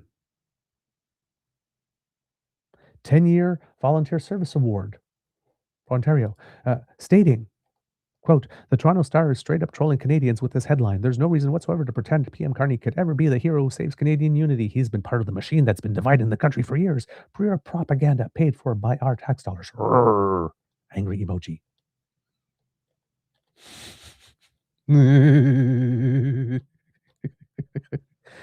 Someone writes to her, you provide no information or evidence of your opinion. Do you actually believe that Liberals or Mark Carney, a man who won a seat awarded by the Conservatives and recognized for being part of the team that saved Canada, is evil? Really? Is that what you think? Very Trumpian. And she replies, clearly straw man fallacy followed with the tired, very Trumpian ad hominem. Facepalm. Okay. We'll get to that. He goes, so provide some actual facts that your straw man claim. You are proudly stating that Trump is not targeting and attacking Canada. Interesting position without any facts, just all hyperbole. Oh dear, the straw man fallacy was introduced by you when you misrepresented my position. Don't bother replying. Okay. Oh dear indeed. One, clearly Barbara Ball failed Intro to Philosophy and Logic and does not know what a straw man fallacy is. A straw man fallacy is a logical trick where someone distorts, exaggerates, or oversimplifies an opponent's argument. The person responding to her did not do that. The person responding to her pointed out that she stated an unfounded opinion as if it was a fact while advancing no proof of that fact. That is not straw man. That's pointing out the fact that you've said nothing. So she uses the big words, but she does not know what they mean. And then she also then says, saying that my commentary is very Trumpian. That's an ad hominem attack. An ad hominem attack is an attack, also logical fallacy, where someone attacks an opponent's character, motive, or personal traits instead of engaging with the substance of their argument. Pointing out that someone's argumentation style is Trumpian when it is not an ad hominem. It's not a comment about the character. It's a comment about the argumentation style. And based on that exchange, and here I am going to show you a tweet because we're wondering where Barbara Ball came up with straw man and ad hominem attacks to claim those big philosophical terms, like she understands logic, Aristotelian logic. And turns out what she did is she asked Grok or somebody, she asked AI, if the account responding to her was a troll account, which of course, as we know, AI likes to confirm what we believe these days, rather than is programmed to actually give us just facts. But it says, yes, Chris's fits the classic troll profile, tiny account, few followers, posts almost exclusively combative replies accusing people of lying, being delusional, biased idiots, or farming hatred. Relies on straw men and ad hominem attacks as seen here instead of substantive debate. He's a low follower political reply guy who shows up to provoke rather than discuss. So Barbara Bell did not label his critiques of her argumentation style, presenting a opinion as a fact and as if it was proven while advancing no proof of it, which is what Trump does, and labeling it as such. She didn't come up with that's a straw man and an ad hominem attack on her own. She asked AI whether or not his was a troll account and then recycled those words as if she knew what they meant. If that's what we are going to be treated to, again, because they're lazy and they don't want to do the work, we're not going to have a very substantive debate on this, are we? Comically, it's her responses to him, his pointing out actually flaws in her argumentation that were straw man and ad hominem. She literally was engaging in the behavior she was accusing other people of. Again, how very Goebbels. Her argumentation wouldn't even win her a high school level debate. And again, kits and cubs, for those of you who are relatively new here and don't know me, I know what I speak of because in 1992, I was named to the National High School Debating and Public Speaking team. I qualified for the provincials 3 years in a row, and in my last year, I made it to the nationals and finished second only to my debating partner in the bilingual debating category. And then as she complains about our tax dollars being used by the Toronto Star to spread propaganda, when I bet you she wouldn't even be able to define that, given her lack of ability to properly use straw man and ad hominem.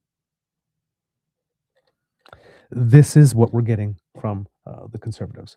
And again, I do not know how you stand for Canada while online lashing out at Canadians for pointing out that you are sloppy in the way that you are doing your job, accurately pointing out that you are sloppy in the way you're doing your job.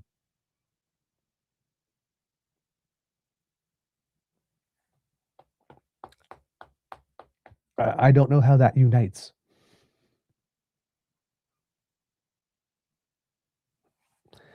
You can't stand for Canada if you are shiving the leader for likes and clicks, and if you are attacking fellow Canadians for calling you out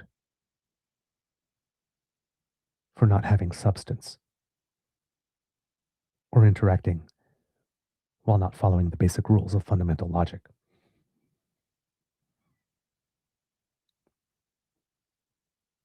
We are being told that this is good governance. We are told that this is the behavior of a government of waiting. And as Kit Linda points out, like we pointed out on the show, he wasn't standing for Canada when he handed out coffee and donuts to the convoy idiots. He also wasn't standing up for Canada when he was an MP under interim leader Candace Bergen, and they decided to let the Prime Minister wear this.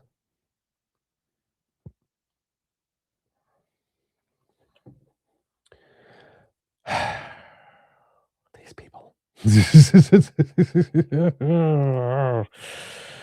Oh man.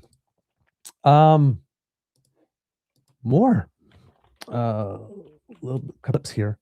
Some of them are coming from an interview that Danielle Smith gave to Vashi Kapelos on Question Period. And I have to, I really have to recommend that you take some time to look at it. I might show it in its entirety tomorrow.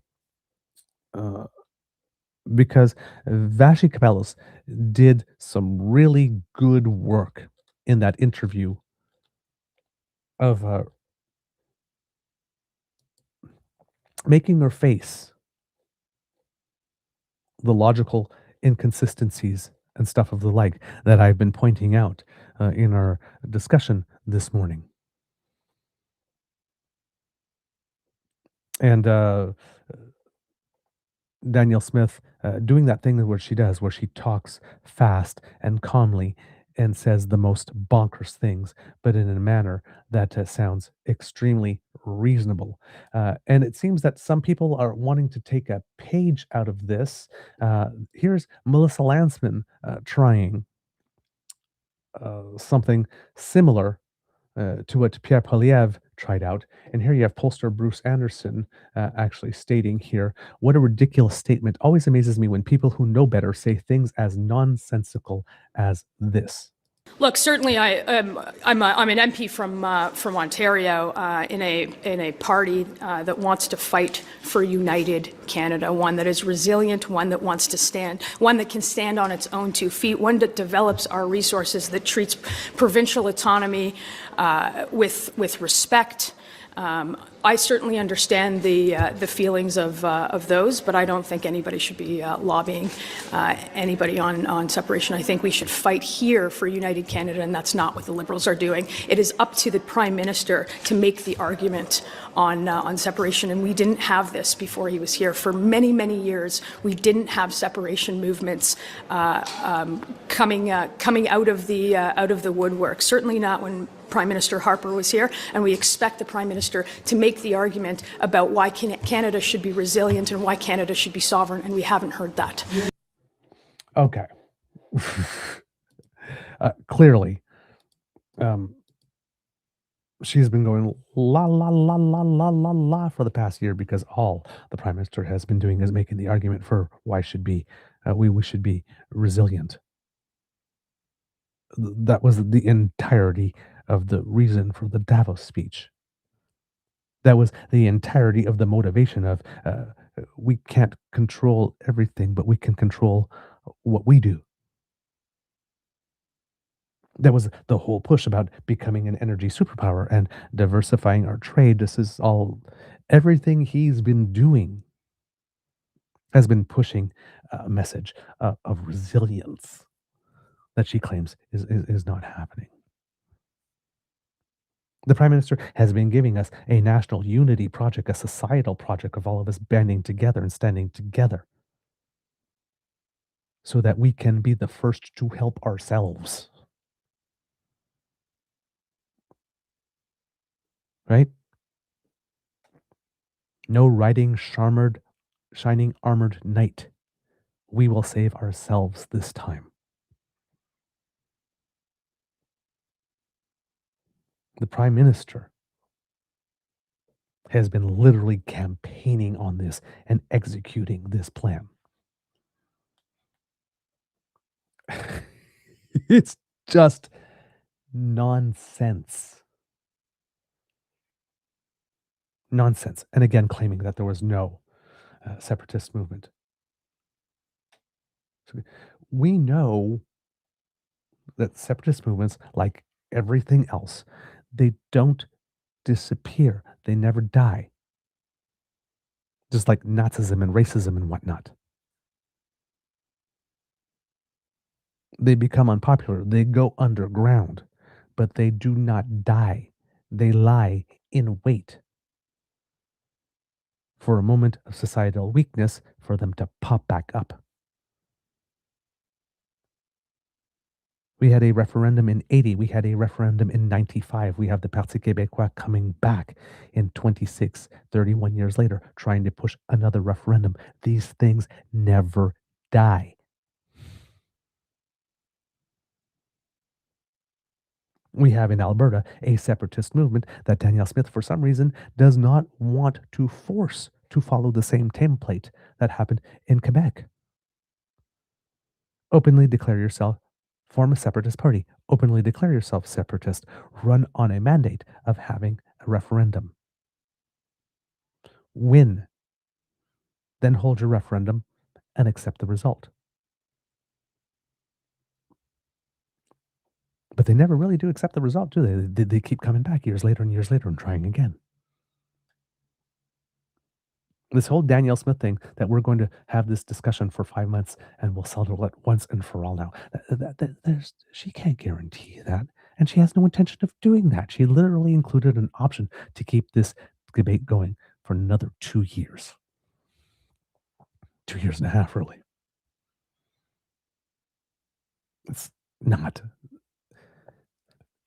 They just say anything. And I hope that you're ill-informed enough or not curious enough or that you've drunk the Kool-Aid too much already enough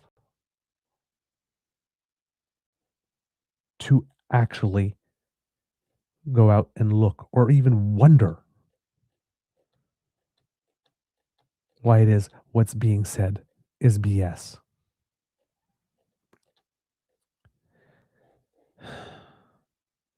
One of the things I told you, I'm not sure if this is the clip that has it here. I think this is the one. Okay. This is a 2-minute and 42 clip from the interview on Question Period brought to us by Mr. Scott Robertson. Excellent feed if you're looking for clips. I'm going to play this out because I believe this is the one that has the thing that said put a pin in it, because there's another way that this one perfectly illustrates how Danielle Smith lies. If this is the one that I'm thinking of, either way, this one is going to contain a lie of some kind that I'll be able to debunk, because that interview was awful on her part. What she tried to do. We are talking about people here, you need to understand, who are looking at us straight in the face when they're looking in the camera and the mic. And by interacting with us this way, there was no separatist movement back then. No, we have 700 signatures. There's a movement here. The Forever Canadian people actually want, she literally is taking the signatures of the Forever Canadian people who wanted to avert a referendum and weaponizing them against them. Right? This is how sociopathic Premier McFib is.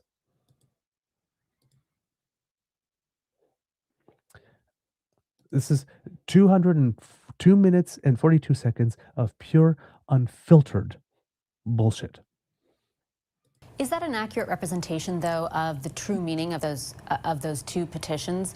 I interviewed Thomas Lukaszuk this week, for example. He testified before one of the legislative committees. He's the organizer behind that other referendum on the positive question, kind of the stay in Canada question, who got over 400,000 signatures. Yes, there are mentions of referendums, which are qualified as being inevitable in the application that he provided, but he did not check the constitutional referendum box. He checked the legislative policy box. When you say it's a combined 700,000 signatures, it's really only 300,000 on one petition that wanted to have a referendum on actually separating from Canada. And under the old law, before you changed it, that would not have met the threshold. Well, I would say that the distinction between the two is a policy referendum or a constitutional one, and this is a policy referendum. And okay, we have to stop you right there. Right there. The lie was right at the beginning. She talks about two different types of referendums in here. There are not two different types of referendum. She lies. She lies like she breathes.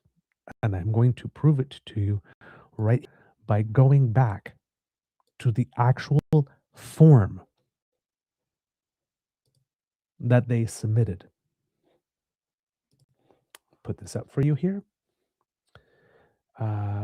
This one, got to replace it with this one. And there we go. And share it. I'm starting to get used to the new system now. I'm figuring it out, kids and cubs. Now, it's hard for me to blow it up larger for you, unfortunately, here.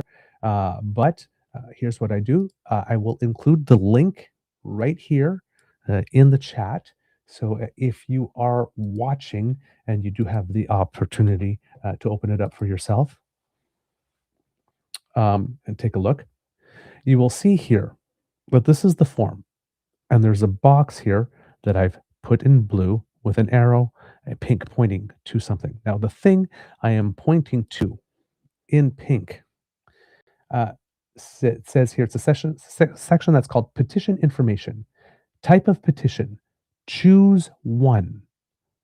A legislative or policy proposal, which requires signatures from 10% of electors on the post-election day list. So this was under the old rules when you had to have a percentage of the total electors registered and not a percentage of the total people who voted in the last election, which was the rules for the separatists.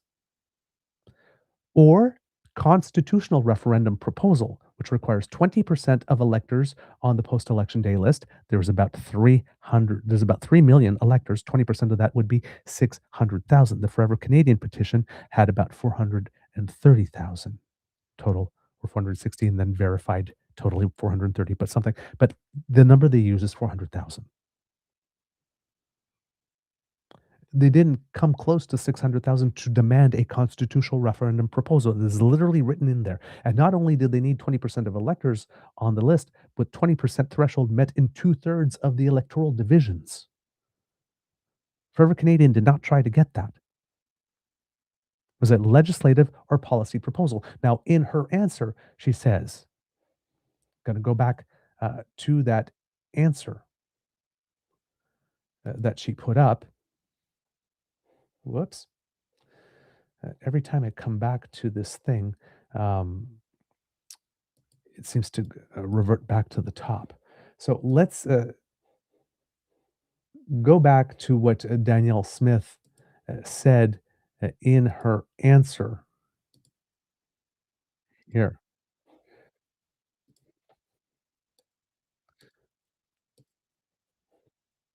All right. Now watch what she says here. Very, very thing where she mixes the two options that I showed you. Okay, listen to her wording very specifically. Separating from Canada. And under the old law, before you changed it, that would not have met the threshold. Well, I would say that the distinction between the two is a policy referendum or a constitutional one, and this is a policy referendum. And I think No. Not a choice between a policy referendum and a constitutional referendum. And this one is a policy referendum. This is what she is saying. There is no option on that sheet for a policy referendum. And I really wish I could have the typing larger for you. There is a legislative or policy proposal or a constitutional referendum proposal. There is no policy referendum proposal. She takes this word from the first one, combines it with the second one, and creates a whole new thing that does not exist in order to gaslight. And the only way you will know that is if you actually looked at this, understood what all of this means, which I've been explaining over several minutes, and realized that she conflated legislative policy with constitutional referendum to create policy referendum, which does not exist. Just like the constitutional requirement to hold a binding referendum when there is no such thing as a binding referendum under the Westminster parliamentary system, and no such thing as any mention to referendum in the Constitution, or any requirements that there would be need to have one. Where there is some requirements is within the Clarity Act, but not within the Constitution. She lies. She makes shit up. She puts things together that don't go together. She omits. She repurposes. She torques, she twists, she contorts to create new realities in the moment. Because as David Climenhaga pointed out to us, she's not a particularly deep thinker and she only tries to get through the moment. And so far, it's been working for her. She lies like she breathes, and she does it with an ease that should be frightening and chilling. This is downright sociopathic behavior.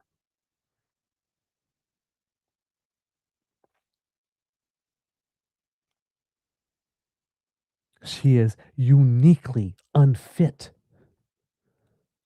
to hold the responsibilities and powers that she has. Uniquely unfit. We're talking about a woman who claimed that smoking might be good for you and once claimed Indigenous ancestry. She even changed her name so she could present herself as something other than she is. She lies reflexively. Even about things there's no need to lie about, she lies. She can't get through any interaction without lying. She does not exist unless she has a reason to fight with another government, whether it be municipal, the town of Jasper, whether it be provincial, David E. being British Columbia, or whether it be federal.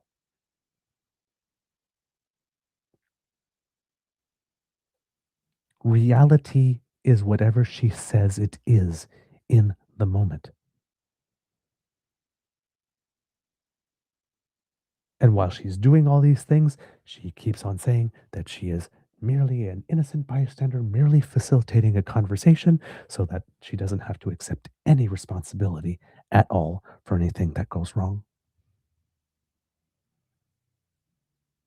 And she claims that all along she's been trying to make the case that Canada works, while she is, and that she will campaign for it while she is running a referendum with 9 other questions that are all oppositional to Ottawa based on either false grievance or things that she already controls that she is not doing well at, or things she cannot possibly control because they are clearly spelt out in the Constitution, but she wants to get her hands on anyway.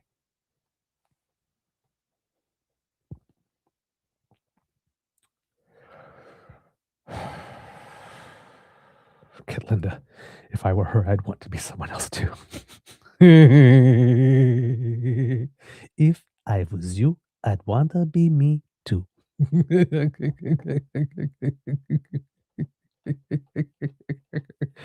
Ah, God, you're putting Megan Trainor songs in my head this morning.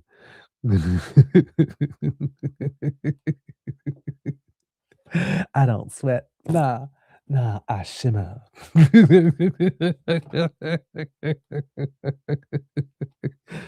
Oh my word. Danielle Trump. Yeah. Pathological liar, con man, narcissistic, rings a bell, puts himself at the center of everything. Everything is about them. Or about scapegoating somebody else for what it is that they do, so it's not about them.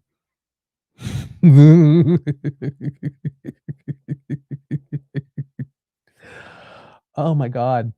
These people, they're exhausting, but that's the point, kids and cubs. That's the point. They want you to get so tired that you give up and just do what you want. That's the goal. So yeah.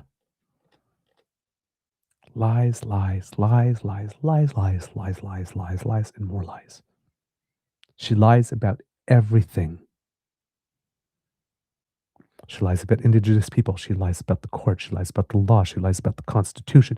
She lies about the motive. She lies about the purposes of the signatures. She lies about the number of signatures. She lies about the signatures of the separatists having been verified. She lies about the courts having made an error in law. She lies about the options available on the petition. She lies about there being such thing as a policy referendum. She lies about there being a constitutional requirement for a binding referendum. She lies about the fact that binding referendums are possible.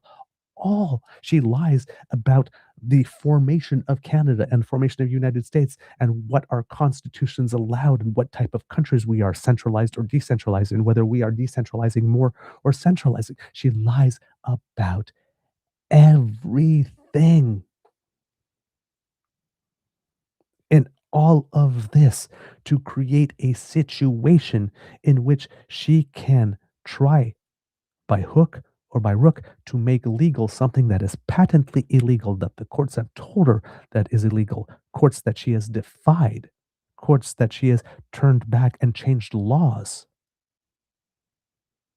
because she didn't like the law once the court told her she was lawless.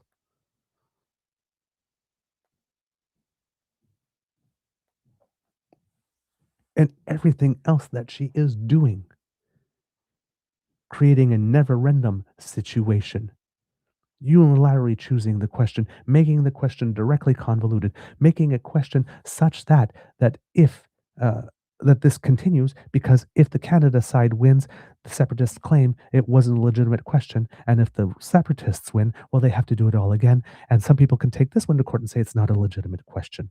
She creates a situation where we just get back to the same position we were in several months ago when Indigenous people filed that court claim stating that they needed to be consulted on a matter of constitution.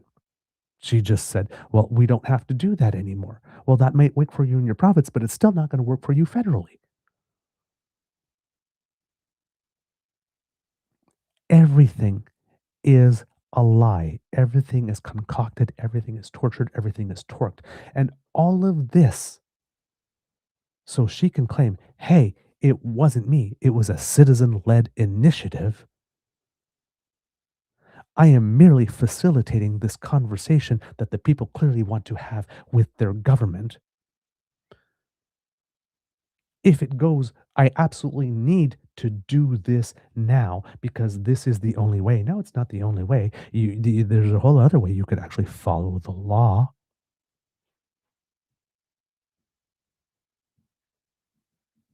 You could actually make the separatists follow the template that was in Quebec of actually having to form their own party and earn their mandate to hold a referendum. You could do that.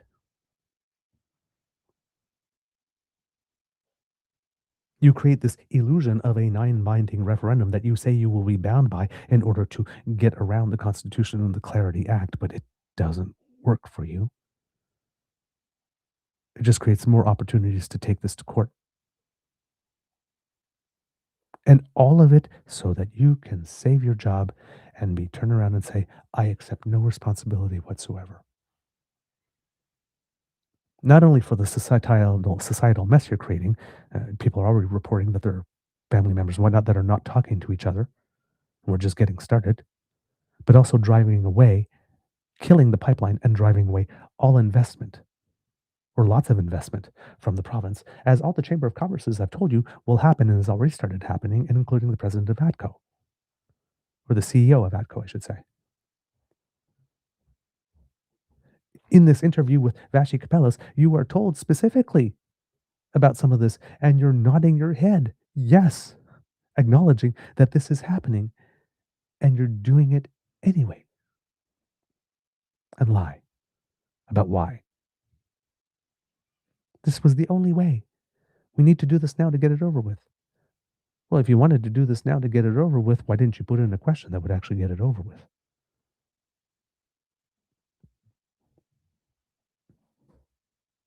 All of this is about her being at the center of it.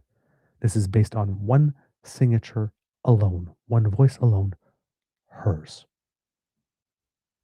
And again, it brings back the question that Mr. Nenshi asked in the legislature, who's actually running Alberta? Because it does not seem to be Danielle Smith.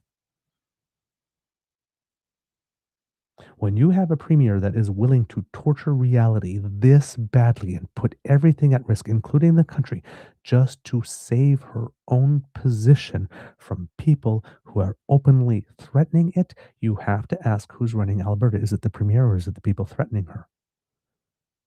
because she seems to be, Premier McFib seems to be moving like a puppet.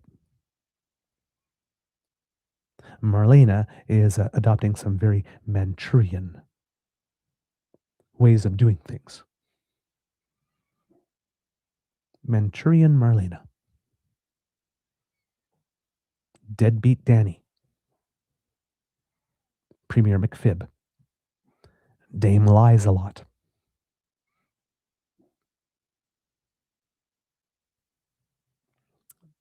This is not a person who should be in charge of anything, even less having the ability to threaten the future of Canada in any way. There is a response from the Prime Minister. We will bring that to you tomorrow on our show. Prime Minister, I will say, it's not the rousing response that a lot of people would have liked cathartically, but it is probably the one, the only one he could have really done at this time, and the most strategic one at this time, considering where we are in this debate. And the fact that she seems to be weaving a web in which she's going to trip herself up in, and given that there are people already looking to have her removed, there's no reason for the Prime Minister to come in all guns blazing and trying to help push her off the cliff if she's about to fall on her own, and that the separatists are going to take her out without the Prime Minister having to lift a finger. Prime Minister can very easily at this point, and the whole team, just say, hey, we believe in cooperative federalism. We're really trying to work, as you can see, we're really trying to make things work with Alberta. We did change those 9 bad laws. We did do this. We did give the okay for the pipeline, where we even created C5 and everything, all of that to try and help push it through. I've been campaigning from the get-go on making us an energy supervisor power, including conventional. I mean, they will try to blame him for it, but there's literally, he has been so all in, to the dismay of a lot of people who care about the climate, but he appears to have been so all in on the idea of this pipeline that is going to kind of make it hard for the people of Alberta who are seeing a prime minister seemingly for the first time wanting to help being confronted in this way. Polling seems to be indicating that in Alberta specifically, the Liberal Party is doing rather well.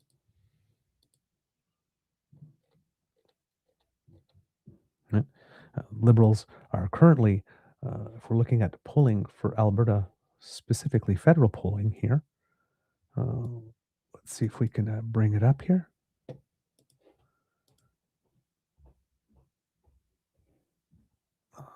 Should have been up. Let's try that again. There we go. If we're looking at this federal projection, Alberta, the Conservatives were at a high of 64 about a year ago today. They're down to 53. They've lost 11 points. The Liberals were at 28% then, and they are at about 33 now. So they've picked up 5 of that. It's ever increasing. So he is becoming more and more popular in Alberta with everything that he is doing. So it's kind of hard to push the narrative that now suddenly on a time he's the one that doesn't want that pipeline to happen. So yeah, there's a lot of people that are saying, well, that's too muted. He needs to come out more force. He needs to put her in her place. No, he doesn't. He really doesn't, because it looks like the separatists are willing to do that for First Peoples as well. Prime Minister just needs to stay above the fray here and keep on telling Alberta, hey, dude, I'm trying. I mean, look, I got these 14 MPs mad at me even. I'm trying. I'm not the problem here. I'm not the one blocking the pipeline. We had an MOU. The Premier agreed to take on these responsibilities. She was late meeting her first deadline. You sure as hell know that she's going to be late meeting the second one. There's no way she's going to have the proponent for July 1st and a route. And there's no way that the duty to consult is even going to have been commenced. The Major Project Office. Now, she might have between June and October to keep, July and October to keep doing that. before the major project, but the major prosecutor's office is supposed to deliver, of course, its response in October, right around the time maybe of the referendum or just before, of course. So, of course, Danielle Smith is maybe hoping that, you know, since the referendum has a certain date, that maybe 1 or 2 days before the major projects office has to announce that it can't certify it yet. So, oh my God, here's Canada again keeping us down. We did everything we were supposed to do. Look, we even submitted it. Yeah, but you don't have a proponent, you don't have a route, and you haven't started your duty to consult yet. What's the major projects office supposed to do? You didn't hold up your end of the bargain. Major projects office can't magically invent that you did it. They're not you.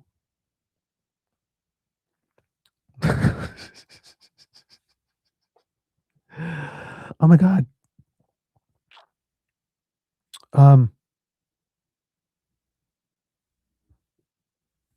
Yeah. See,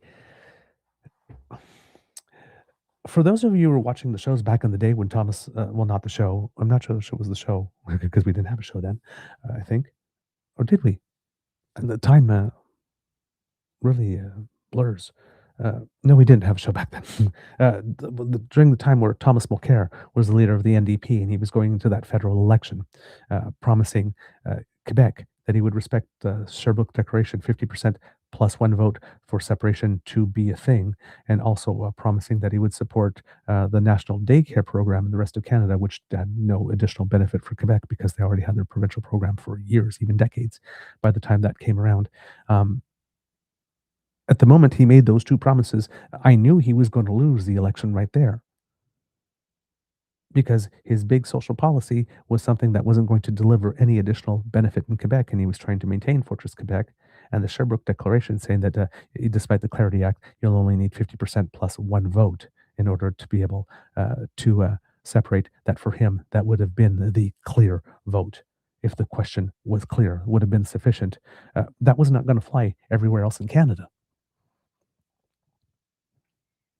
By trying to please both sides preemptively and not open himself for attack, rather than taking a brave position, he created a web that there was no other option but to trip all over come the election. And we saw it in the debate when Thomas Mulcair, a lawyer who should have known better than to ask a question to which he did not know what the answer was going to be, stood up on that debate stage on the 20th anniversary of the death of Pierre Elliott Trudeau and put it to Justin Trudeau, well, what's your number then, if it's not 50% plus 1? Hoping that Trudeau would say something like 60 or 65 and get Quebecers all mad and then lose. And then Justin Trudeau turned around and says, my number is 9, the 9 justices of the Supreme Court who confirmed the Clarity Act. Thomas Mulcair walked into the ring, glass chin, glass jaw, up, ass out. And Trudeau, the boxer, flattened him. Thomas Mulcair never recovered after that.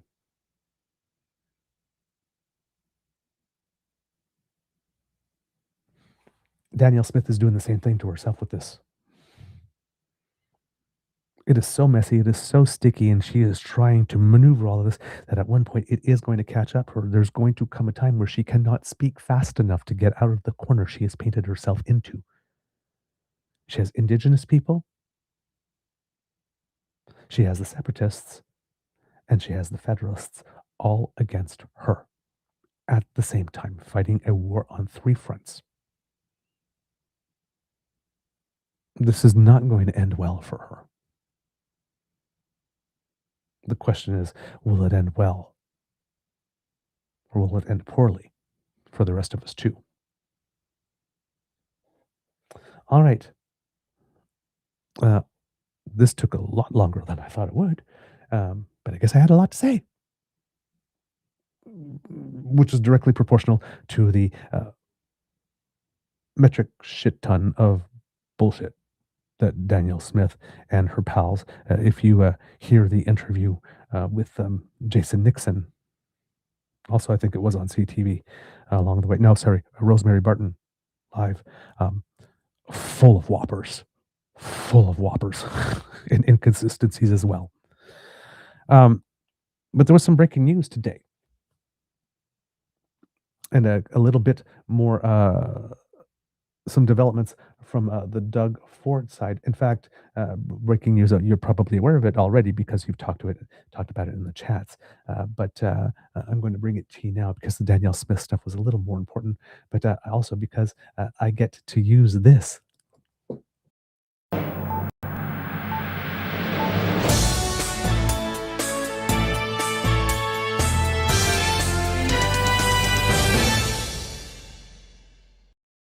This just in. I love doing that. Or this one. But this just in. Doug Ford is having some troubles. We talked about Premier McFib. Now we're going to talk about Premier McFlub. Because Premier McFlub, as you know, decided that he was going to start his political career as premier by breaking the law and breaking the rules and not using his government issued cell phone to do any business. And of course, when you decide that you will conduct government business on your personal phone no longer is a personal phone. It becomes a government phone. And, well, Doug Ford has been up to a couple of things since he's been premier. I mean, there was the whole Greenbelt thing that he said he wasn't going to touch, but then we turned around and we found out that he was feeling it all up for his buddies. Then there was the Ontario Science Centre. Then there was the Therm deal on which he didn't do any due diligence whatsoever on the people he was contracting with, it would appear. Then there was the, Ontario place. And then there was the whole Service Canada thing. There's the Starlink deal that he says that he's canceled, but has presented no proof. There's been a lot. And one of those things, of course, was that it would appear that, there was a legal decision stating that Doug Ford did indeed have to turn over his personal phone records so that people could see what it was he was up to on our time, on our dime, and in our name. And he was doing on his personal phone, hoping that that would be kept secret because he also gives his phone number to so many people. And, well, gee, if I give you my phone records, you're going to hear about all the individual Ontarians who call me and who share their problems with me, and I would be betraying their privacy. Yeah, because the whole reason for giving them your phone number, it appears, wasn't to help them, but to create a shield for yourself behind which you can hide when eventually this would catch up to you. And have your built-in reason for why you just could not share those phone records, why it would be improper. Well, it turns out that despite that, the court said, too bad, so sad, buddy. There are ways to get the information that we need without compromising their privacy. It happens all the time, right? Every time there's a freedom of information request, for example, or legal documents and discovery and stuff like that, and there are things that cannot be made public. There are publication bans. There are things that are blacked out, redacted. There's stuff like that.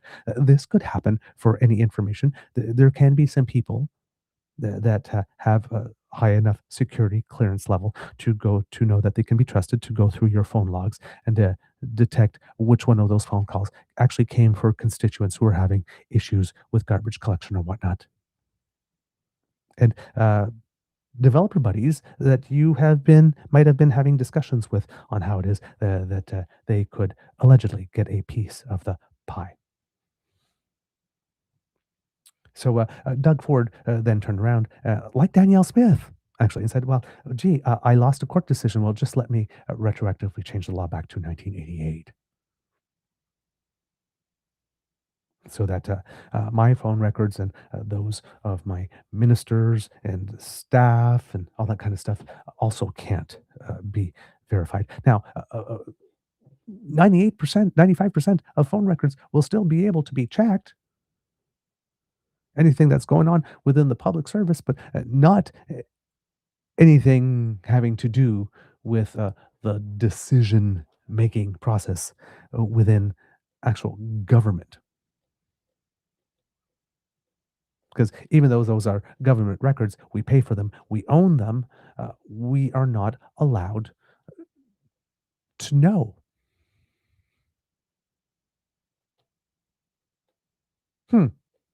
Interesting.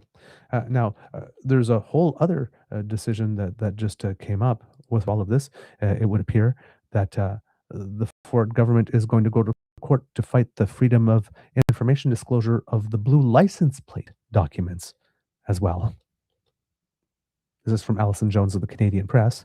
Ontario Premier Doug Ford's government is going to court to try to prevent the release of documents about its ill-fated blue license plates, a move that came amid a broader clampdown on public access to government records.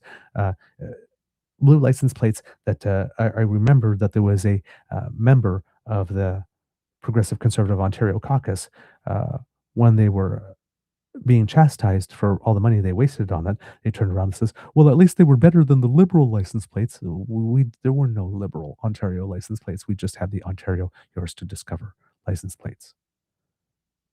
They changed, by the way, the slogan on it to A Place to Grow. And they made them blue. And of course, they weren't of great quality, and it was also making it difficult for the police officers to actually look up the plate numbers when they needed to. So the law and order guy had made it harder for the law to provide order with all of this.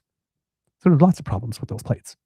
Lawyers for the government have applied for judicial review of decisions by Ontario's Information and Privacy Commissioner ordering the province to release documents in response to a Freedom of Information request by the Canadian Press.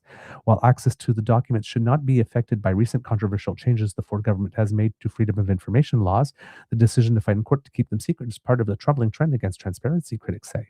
Quote, secrecy is the status quo for Ford government, Green Party leader Mike Schreiner wrote in the statement. The Premier will do whatever it takes to keep people in the dark about how he's using their tax dollars. If he's working this hard to cover up his license plate slip up, imagine what he's hiding for us. And here's the thing. At what point do all these court cases, at what point should all these court cases come with fees that Doug Ford should be paying personally out of his pocket? Because clearly there is no public interest in Doug Ford making us pay money to deny us access to records that we own.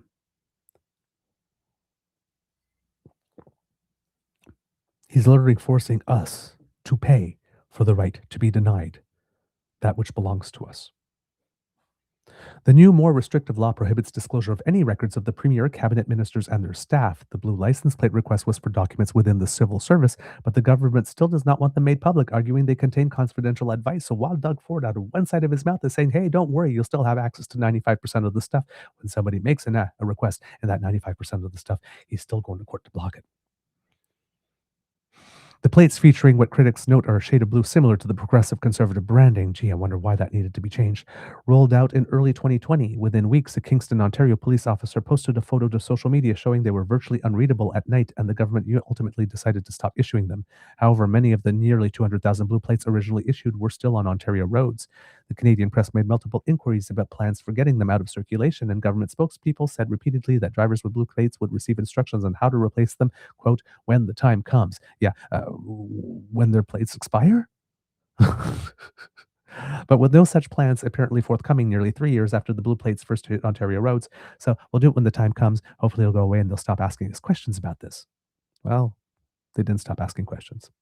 The Canadian Press filed a Freedom of Information request in late 2022 seeking documents on those plans. Late 2022 or 2026. The government found 15 records but denied access to them in full, citing an exemption that provides advice of civil servants as well as an exemption for information that would disclose, quote, a pending policy decision. The Canadian Press appealed to the Information and Privacy Commissioner who concluded earlier this year that while those exceptions did indeed apply, there is a public interest in releasing the documents outweighing the exemptions.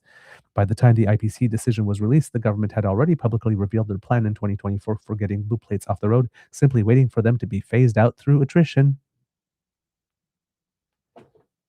When the time comes, the time was never going to come. They lied.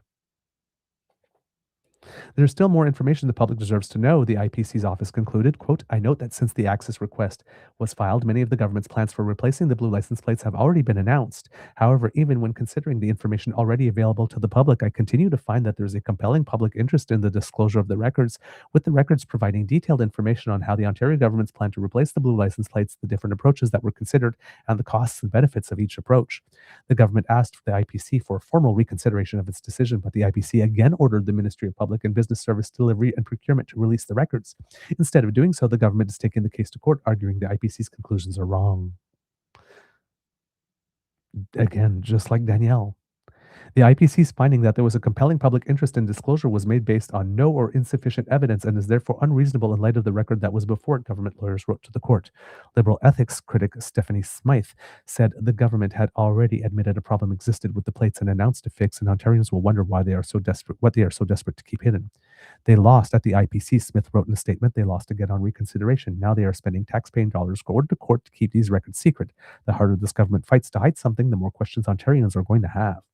The government also took the IPC to court over a decision ordering Ford to disclose cell phone records based on an FOI request from Global News, but the government lost. A few months later, the new FOI law was passed, shutting down access to any of Ford's records. NDP leader Marit Stiles said Ford is once again going, quote, the extra mile to hide information from the public. Quote, it's astonishing that keeping records secret about blue license plates is the Premier's top priority and that he's willing to spend taxpayer money on yet another frivolous court battle, she wrote in a statement.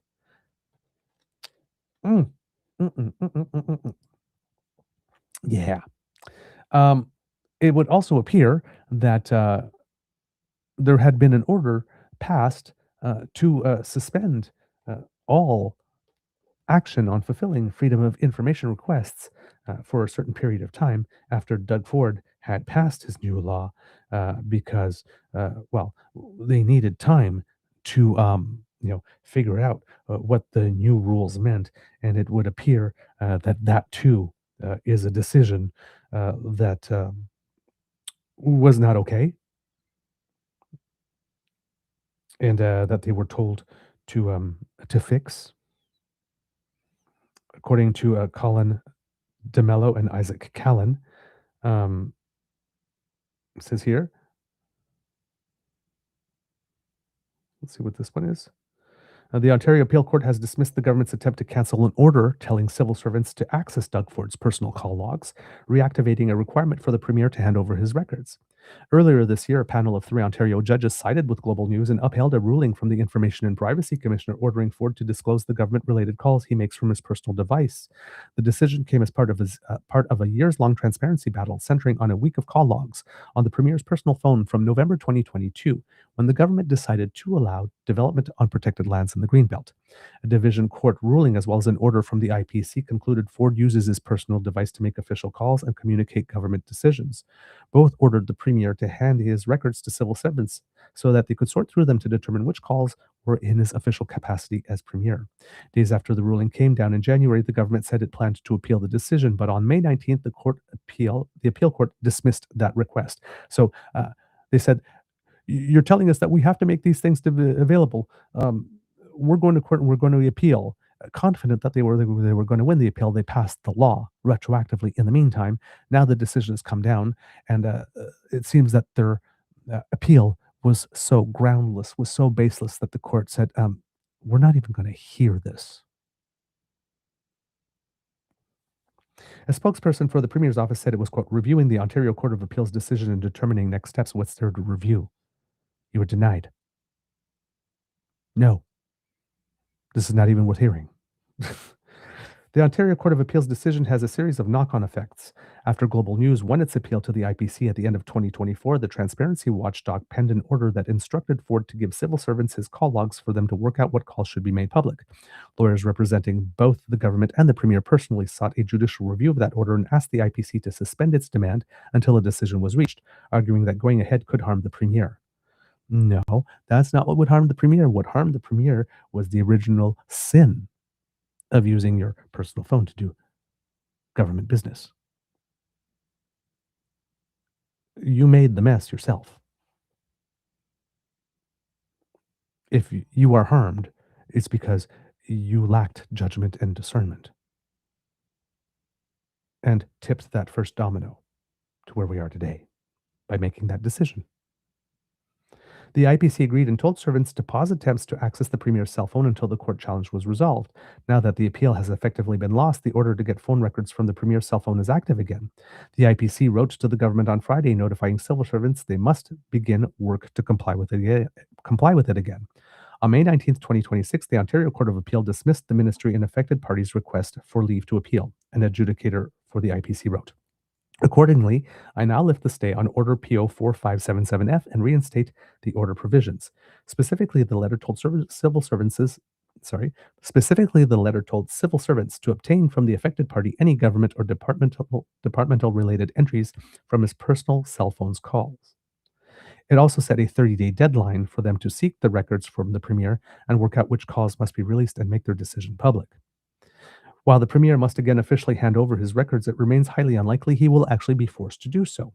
The process will be significantly complicated by a retroactive overhaul of freedom of information rules that the Ford government passed in April. As part of the 2026 budget, the Progressive Conservatives retroactively changed transparency laws in Ontario to give government staff and cabinet ministers near blanket immunity from freedom of information requests. And this, of course, creates a whole other situation that if this wants to be challenged, then everybody's going to have to take it to court, and we're going to have to wait several months again to do all of that. Unless somebody takes it to court and the court decides, with all of this stuff going on, it's like, no, we're not going to even hear this. Just your thing is unconstitutional, whatnot, and just hand over the damn records already. But that probably won't happen. The changes exclude the Premier, his cabinet, their parliamentary assistants, and staff from access to information requests. They also exclude them from transparency, oversight, and privacy protections put in place to protect personal data and sensitive government documents. Well, gee, I wonder who that serves. Because the law is retroactive, it is likely to nullify the court ruling by allowing civil servants to revise their initial decision and decide that the Premier's cell phone records are no longer covered by transparency laws. It remains unclear when and how the government might do that.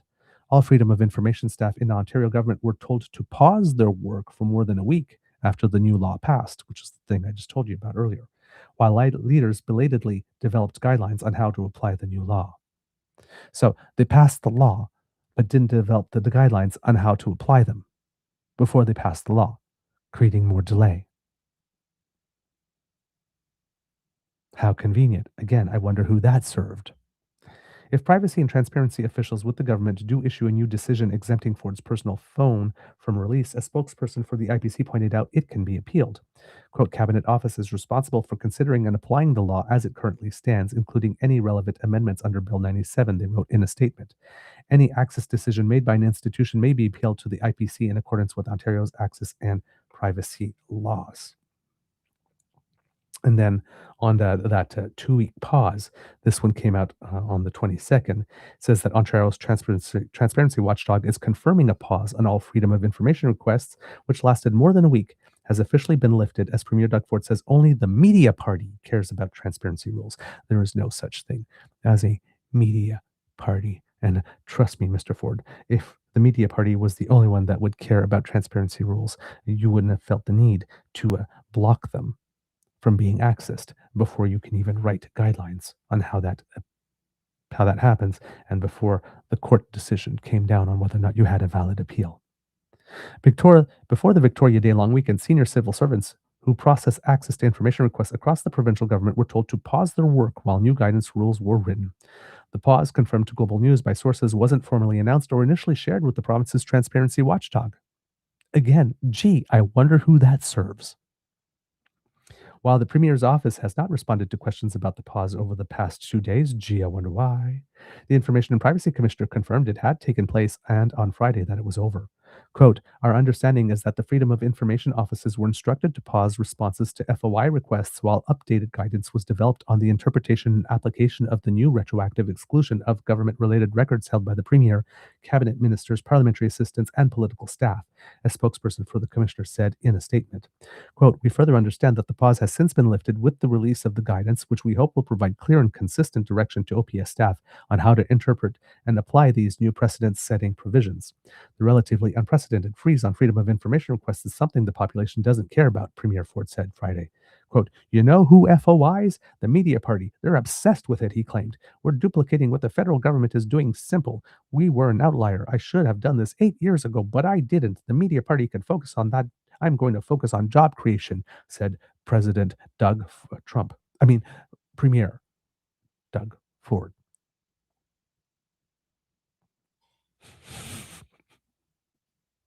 The federal government is not, the Ontario government was also not duplicating what the federal government was doing. Can't remember off the top of my head anymore how it is that they were different. I would have to look that up, but we did deal with that on the show previously at the time. That's a lie. A big lie. Just like Danielle. The government and Doug Ford has not yet focused on job creation since he's been in office. Why start now, Doug? The government-wide freeze on transparency requests, however, impacted thousands of FOI filed by members of the public, lawyers, and businesses.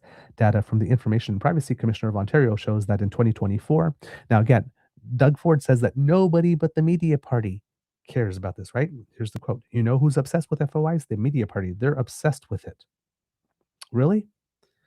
Data from the Information and Privacy Commissioner of Ontario shows that in 2024, a little over 1,000 requests, or about 4% of the 27,000 total, came from the media. 1/27th of all FOI requests in 2024 came from the allegedly obsessed with FOIs media party. Like Danielle Smith, Doug Ford just invents facts. He just lies. Members of the public filed more than 7,000 requests that year. 7 times more. It seems that the public is actually more of the media party than the media. 7 times more. While businesses filed almost 11,000, 11 times more, and individuals using agents filed another 7,000. Most of them come from individuals and businesses, not media. The overwhelming majority, 26,000 of the 27,000. But it's the media party. Hello, look at me. I'm a conservative premier trying to destroy your faith in yet another institution. Are any of you out there old enough to remember the day when the conservative movement was the movement that was that defended institutions rather than tried to make us not trust them, trying to bust them down so that we can create a system of ungovernance? The freeze was initially communicated to civil servants using a Microsoft Teams message, sources previously told Global News. Ontario NDP leader Marit Stiles said the government was using recent controversial changes to freedom of information laws as an excuse to obliterate access to any information now, as we are seeing he is doing with this thing about the license plates, because we were told not to worry, that everything within the public service would still be accessible, which was 95% of the documents. But the second somebody asks about them, whoops, oh no, we can't do that one either. So today, in the most breaking of the breaking news, that actually 4 hours ago, this was posted. So while I was getting ready, because I was hoping to start at about 7:30 or so, and at 6:59 a.m., Caroline Mulroney. Now, if that name rings a bell, we recently showed a clip of Caroline Mulroney having a very bad day in the legislature when interim leader John Fraser was asking her a series of questions about the gravy plane, another thing that we're not allowed to know about. Whether or not there actually are receipts is even something where we are apparently not allowed to know about. It would seem. John Fraser, 12 times during question period, asked a question of the president of the Treasury Board. And for some reason, the Minister of Finance kept on standing up to answer. And him asking the president of the Treasury Board if she could tell us anything at all about the plane deal. And she couldn't, or she wasn't allowed to. And Caroline Mulroney, obviously an intelligent and very educated woman who had a fantastic career prior to this was made to look completely inept in that moment, which I'm sure wasn't a great look. And the next day she stood up in the House and said, well, let's look at receipts. And then she starts talking about the economic record of the government, not receipts regarding to the plane, which I'm sure was another stellar moment in her career. So she tweets, yesterday I informed Premier Ford of my decision to resign from cabinet and from my seat in the Ontario legislature effective June 5th. To Premier Ford, to the people of York Simcoe, to Ontario's francophone community, to the York Simcoe PC Writing Association, to my caucus and cabinet colleagues, to my constituency and ministerial teams, to the Ontario Public Service and my family, thank you. She has a long resignation letter here that has so many thanks here, but I'm just going to read the important parts here, not just the thank yous. So, of course, that she informed that the decision would be effective June 5th. Serving as your member of provincial parliament for York Simcoe and as a member of Ontario government for the past 8 years has been one of the greatest privileges of my life. It's not a decision I've made lightly. 2 years ago, I lost my father. Last year, my husband Andrew and I became empty nesters. These are the kind of moments that clarify what matters. Together, they have led me to the conclusion that now is the right time to step back from elected life and begin a new chapter, one I am genuinely excited about. Thank you for your trust. When I first put my name forward in 2017, I made you a simple promise to listen, to care, and to stand up for you. I have tried to honor that promise every single day. I am proud of what we accomplished together, including the Bradford bypass, the protection of northern Willimbury Forest, safeguarding Lake Simcoe from additional wastewater while securing a new phosphorus reduction facility and advancing the new acute care hospital for South Lake Health and East Willimbury. None of it happened by accident. It happened because you were engaged, you were vocal, and you held me accountable. To the mayors and councils across York Simcoe, thank you for your partnership and your friendship. And to the farmers of the Holland Marsh, you are among the most hardworking, innovative, and dedicated people I have ever had the privilege of knowing. My father used to say that Canada is a country of small towns and big dreams. York Simcoe is proof of that every day. To Premier Ford, it has been an honor to serve in your cabinet. Through the pandemic, your steady leadership gave Ontarians confidence when they needed it most. Oh, by the way, that reminds me of a couple of other times that Ford decided that he did not want to share information that we should have, like when he refused to show up for tripartite meetings when Ottawa was being taken hostage in order to try to resolve the situation, and how he did not want to testify at all at the inquiry on foreign interference.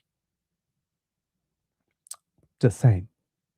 When trade pressures threatened our economy and our workers, you stood firm. I am proud to have worked with you on a number of files, including delivering a historic transit deal with the federal government for the City of Toronto and region of York, moving forward with critical highway and transit infrastructure across the province, establishing justice centres in Ontario, achieving historic advancements for Ontario's francophone community, more on that later, and providing steady fiscal stewardship through a period of significant economic uncertainty. Thank you for your trust, your friendship, and your unwavering commitment to this province, and keep working on your French. I know you can do it. Doug Ford is not working on his French. To Ontario's francophone community, this one I take particularly personal as a very proud Franco-Ontarian who was educated in French from pre-kindergarten throughout university, and who learned French because English is actually my mother tongue, all in Ontario. It has been a privilege to work alongside you, from establishing a Francophone university and modernizing the French Language Services Act. Now, the establishment of the Francophone University is something that we have been asking for since Confederation finally got around to doing it. Again, I'd have to look back again to see whether or not it is a freestanding Francophone university, independent and on its own. I do believe it was, because that was the goal. But I'd have to go and double check that to remember. We accomplish things that will endure. Ontario's Francophone community is not a constituency to be managed. It is a vital, vibrant part of who we are as a province and as a country. I look forward to finding new ways to contribute to its flourishing in the years ahead. If she is serious about that, one way she could do that by the way, is by ensuring that the Théâtre Français de l'Ontario, or Théâtre Français de Toronto, which is the largest French language theater company in all of Canada outside of Quebec, can get a permanent performance space. It has not had one since it has been founded 59 years ago. Over the course of the last 59 years, there have been 5 different occasions where it has made a deal and had everything in place in order to be able to get itself an actual permanent space to perform. And the deals always fell through due to lack of government support. The federal government has recently announced support of about 8.3 million for it. However, that was just 1/4 of the amount that was requested, leaving the group once again with a deal all together and ready to go for a space. Short of the money to do it, Caroline Mulroney, since you are still in office for 10 more days, maybe over the next 10 days, you would like to announce that 59 years of knocking on doors, panhandling, begging for a space of their own is enough, and provide the rest of the money. If you really truly care about the Francophone community, maybe you'll make that happen for them. Yeah, it's small. It's just a theater company. It's a theater space. It doesn't seem big. But when you are a Franco-Ontarian and you are allegedly part of a vibrant and vital community, one permanent place in the entire province that is ours, that we own, to be able to tell our stories. Maybe that's not too much. Maybe you'd like to get on that. But I am sitting there wondering, what's the real reason, Caroline, that you are resigning? Because I have a hard time to believe that all of a sudden, given everything that's happening, that the issue is all of a sudden you have focusing on things that matter. Could be. It is within the realm of statistical possibility, I admit. But again, I'm sorry, but with this government, I just have a particular problem believing anything that they say. And once again, if I'm looking at some polling, I'm looking at polling from Ontario, perhaps, maybe, this has something to do with it. The fact that all of a sudden, public opinion polling is showing that the Ford government is losing some steam to the Ontario Liberals. There's only 3 points difference between them based on public opinion polling taken on April 29th. And that shows that the Progressive Conservatives, if there were an election held at least on April 29th, that they would no longer be in majority territory. Maybe that has something to do with the fact that Caroline Mulroney may think that this is a time to bow out. Would be interesting to see what they say about York Simcoe specifically. Well, they say that it is a safe PC seat based on polling, so it's not like her seat is at risk. So maybe she just doesn't want to be around the stench anymore. After all, she is a lawyer, allegedly, and might want to continue her career as a lawyer at some point with somewhat of her reputation intact. But yeah, she's gone. She's leaving. And a rather sudden departure. Lots of sudden departures in the Conservative ranks. Mr. Horner, Mr. Jones in Alberta. Pierre Poilievre's chief of staff the other day. And now Caroline Mulroney.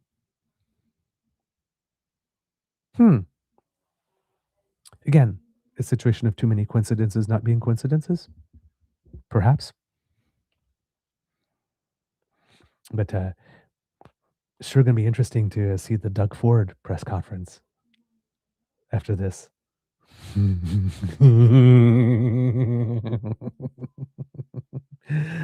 Now, of course, I won't have time to get into it today. It'll probably be tomorrow. But it seems that Doug Ford might be taking this news a little easier because it seems that the Ontario Liberal Party is destined or determined to not being a viable option. The report into its look into the claims that Nate Erskine-Smith made about the nomination process in Scarborough Southwest has come out. And let me just put it this way for you kids and cubs. The news came out, announced like this. I will show you. And you tell me what you think when you see this. They put out a tweet, and it says, for immediate release, May 26, 2026, the Ontario Liberal Party today issued the following statement on the outcome of the Scarborough Southwest nomination arbitration. We thank Chair David Simmer and the members of the panel for the speed and rigor of the review, especially the speed, I'm guessing. The arbitration and rigor, or lack thereof. The arbitration committee operates independently under the Ontario Liberal Party constitution and was established well in advance of this appeal, and Chair Zimmer's distinguished record in Ontario public life is a reflection of the integrity this process deserved. Ooh, kill him with faint praise here. From the outset, the party committed to an open and transparent nomination process, and that commitment did not waver when a challenge was filed. It is precisely because we believe in due process that we made no public statements over the past week.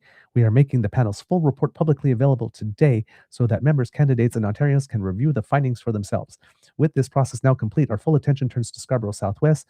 As this party has done time and time again over the last 160 years, we will unite behind our candidate and work together to win the seat. And then there's a quote from John Fraser, interim leader of the Ontario Liberal Party. And there's a quote from Catherine McGarry, president of the Ontario Liberal Party. And that's how it ends. Kids and cubs, what is missing from this announcement?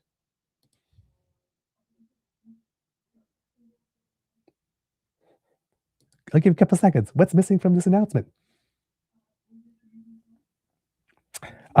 Maybe a link to the report?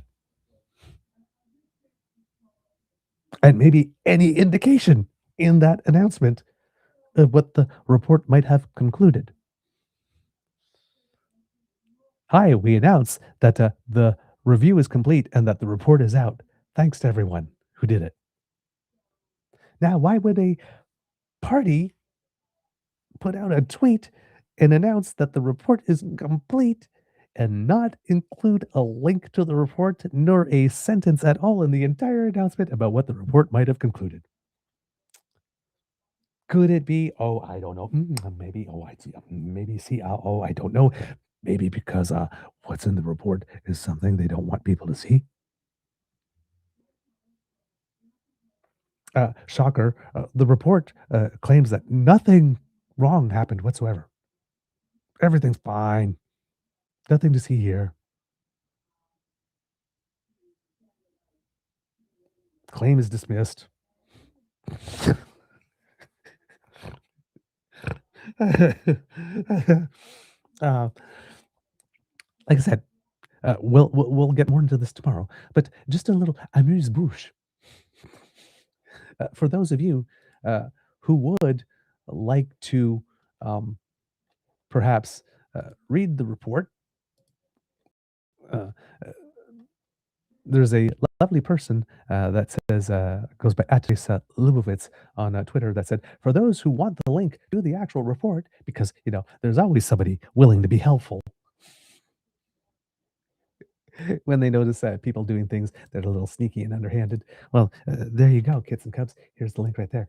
Maybe you'll want to go into there and take a little look and see what it is, how rigorous the process actually was, and how it is they arrived at, well, how it is that they were able to explain away 34 extra ballots counted, then there were names crossed over the lists, or people taking pictures of their ballots, or people seeming to get instruction on how to vote. People handing in an Amazon delivery slip as proof of their residence.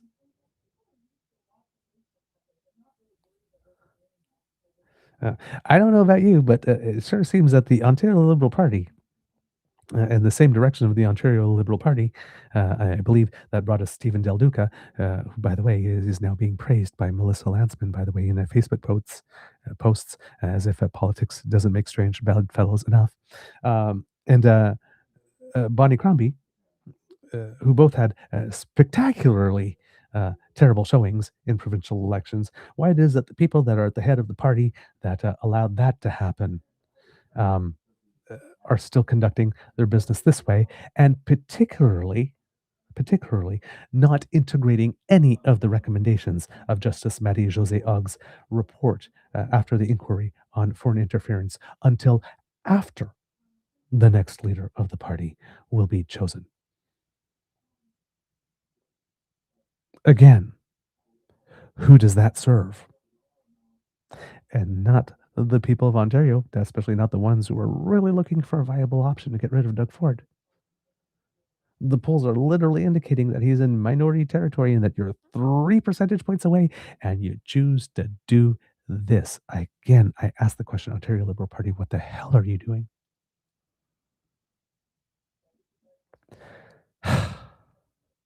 We are being led by people who clearly do not have our best interests at heart. This is why I keep on telling people you need to go to the nomination races in your riding, and you need to go to the leadership races and to the party conventions, because they are very, very, very small groups of people that are creating situations such that we cannot have decent representation, when their whole purpose for existing is supposed to be the complete opposite of that. Again, at the party level is where the real action is. We need to learn more about our civics and get involved earlier in the process to make sure that we have political parties, which are private organizations that are don't even have an obligation to have our best interests in heart, to force them to behave in our best interests rather than in the best interests of the people that are elected to leadership positions within it. This does not serve us. What the Ontario Liberals are doing does not serve us. What the Ontario Progressive Conservatives are doing does not support us, and is not for us. And certainly what the Alberta UCP is doing does not support us and is not for us.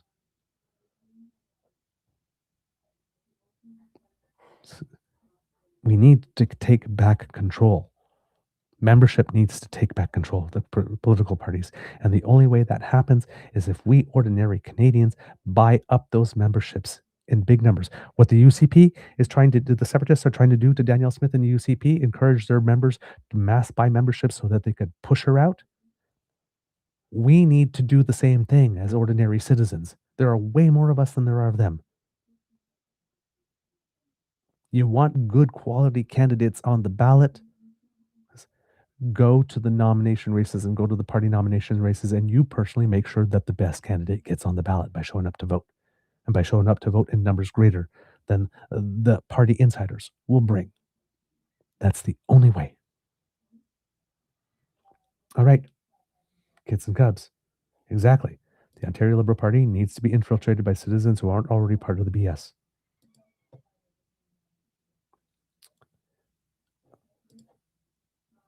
Kit, oh darn. Forgot your name. I'm so sorry. Kit AK329, who just joined us today, or maybe not just joined us today, but relatively new to us, discovered us from the O Show. I've been a scrutineer for many elections and have also seen a lot of the things Nate complained about. I still think they should go ahead and investigate. Again, don't know if this is going to go the legal route, how much Nate is going to force this at this point, but yeah, not great. And I'm glad to hear that you have been a scrutineer. I've had the opportunity to do it once. It's a wonderful experience. I recommend it to everyone. And Kit Saucy again going, the Beaver Party of Ontario. You know, Kits and Cubs, I am the worst person to be asked to do politics. It's like I recognize that I might find the power a little too heady, and maybe I'm not the one.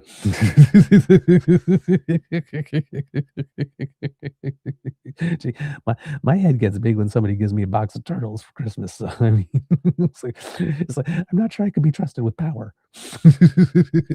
Andrea, yes, Andrea, you are right, Kit Saucy. Thank you.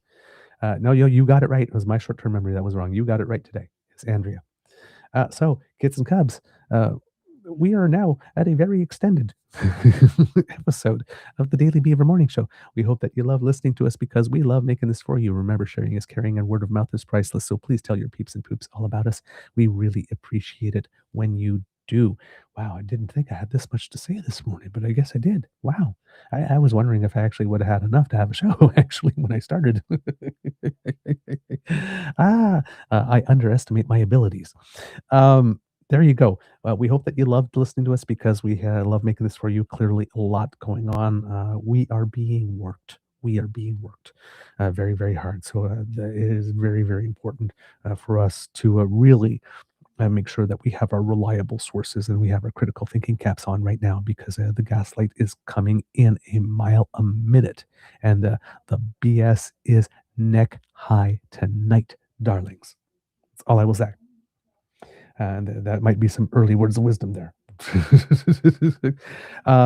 If you would like to help us, Kits and Cubs, we definitely need your help. One of the ways that you can do that is by scanning this QR code right here, which will bring you to our YouTube page if you are not there already, where you can click on like, share, and subscribe to help us with the algorithm. As you know, we got caught up in the strangling and throttling. That was about a month long in duration. We had a whole month of episodes that were hardly seen by anyone, in particular 1 week where let's just put it that way, the last week of the 4 week of throttling, if that had continued for a full month, after 1 month we would have lost 94% of our viewership the way that it was going. So the best way to ensure that that doesn't happen again is by sharing the content. Actually sharing the links, sharing the content themselves, not just like saying, hey, this is a good show, you might want to look at it, but actually taking the link and sharing, because we don't know when this will happen again. It's not the first time that this has happened, but this is by far the worst and the longest that it has. And, again, if this wasn't a passion project that I was willing to self-finance from the get-go, if I actually depended on this for my living, they would have literally killed my business. So please, Kits and Cups, share the content. It's the only way to avoid that.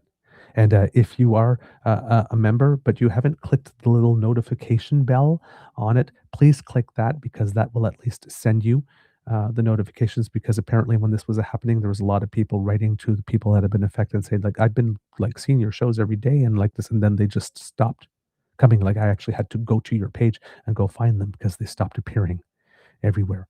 They weren't being pushed through as options and that type of stuff. So share the content, and click on the bell button to make sure that you get the notifications. That way, if this ever happens again, it's not that we've fallen off the face of the earth, it's that something is happening with the algorithm. All right. So like, share, and subscribe really helps us there. And if you are not watching live, if you're watching within the first 7 days of the broadcast and you're watching on this phone, if you go to the comment section and swipe left, that will bring you to the hype points section. And please give us some hype points. You can only do that 3 times per week, but when you give us hype points, it helps smaller audience shows like ours get more visibility. If you would like to help us in other ways, Kits and Cubs, we do incur some costs to bring this show to you, and we would definitely love your help, because your donations and what it is that we put into it ourselves is our only financing. We are fully independent, and we would like to remain that way. if possible. So if you could scan that QR code, that will bring you to our coffee page where you will find the Eager Beaver Lodge's Emergency Hydration Fund, where you can contribute to keep your favorite beaver nice and moist, because a moist beaver is always a very happy beaver. I have it on good authority, according to the Damn Fam at least. I mean, it's not like I would have personal experience.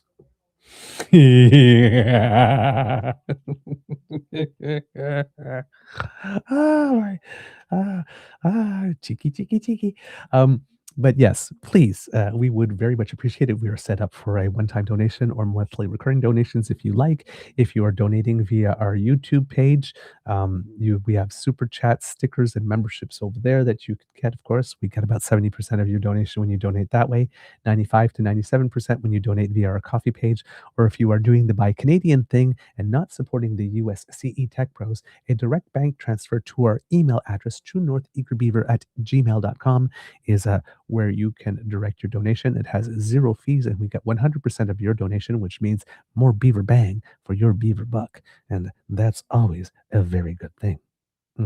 It is indeed.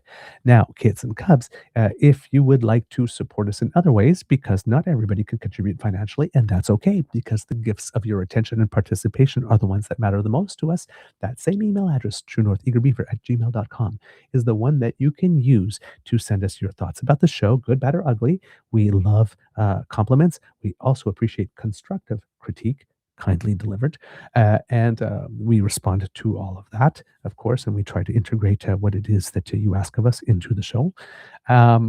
And of course, if you have some guest suggestions for the True North Eager Beaver interview project, we would be happy to hear them and try to bring you the content that you like.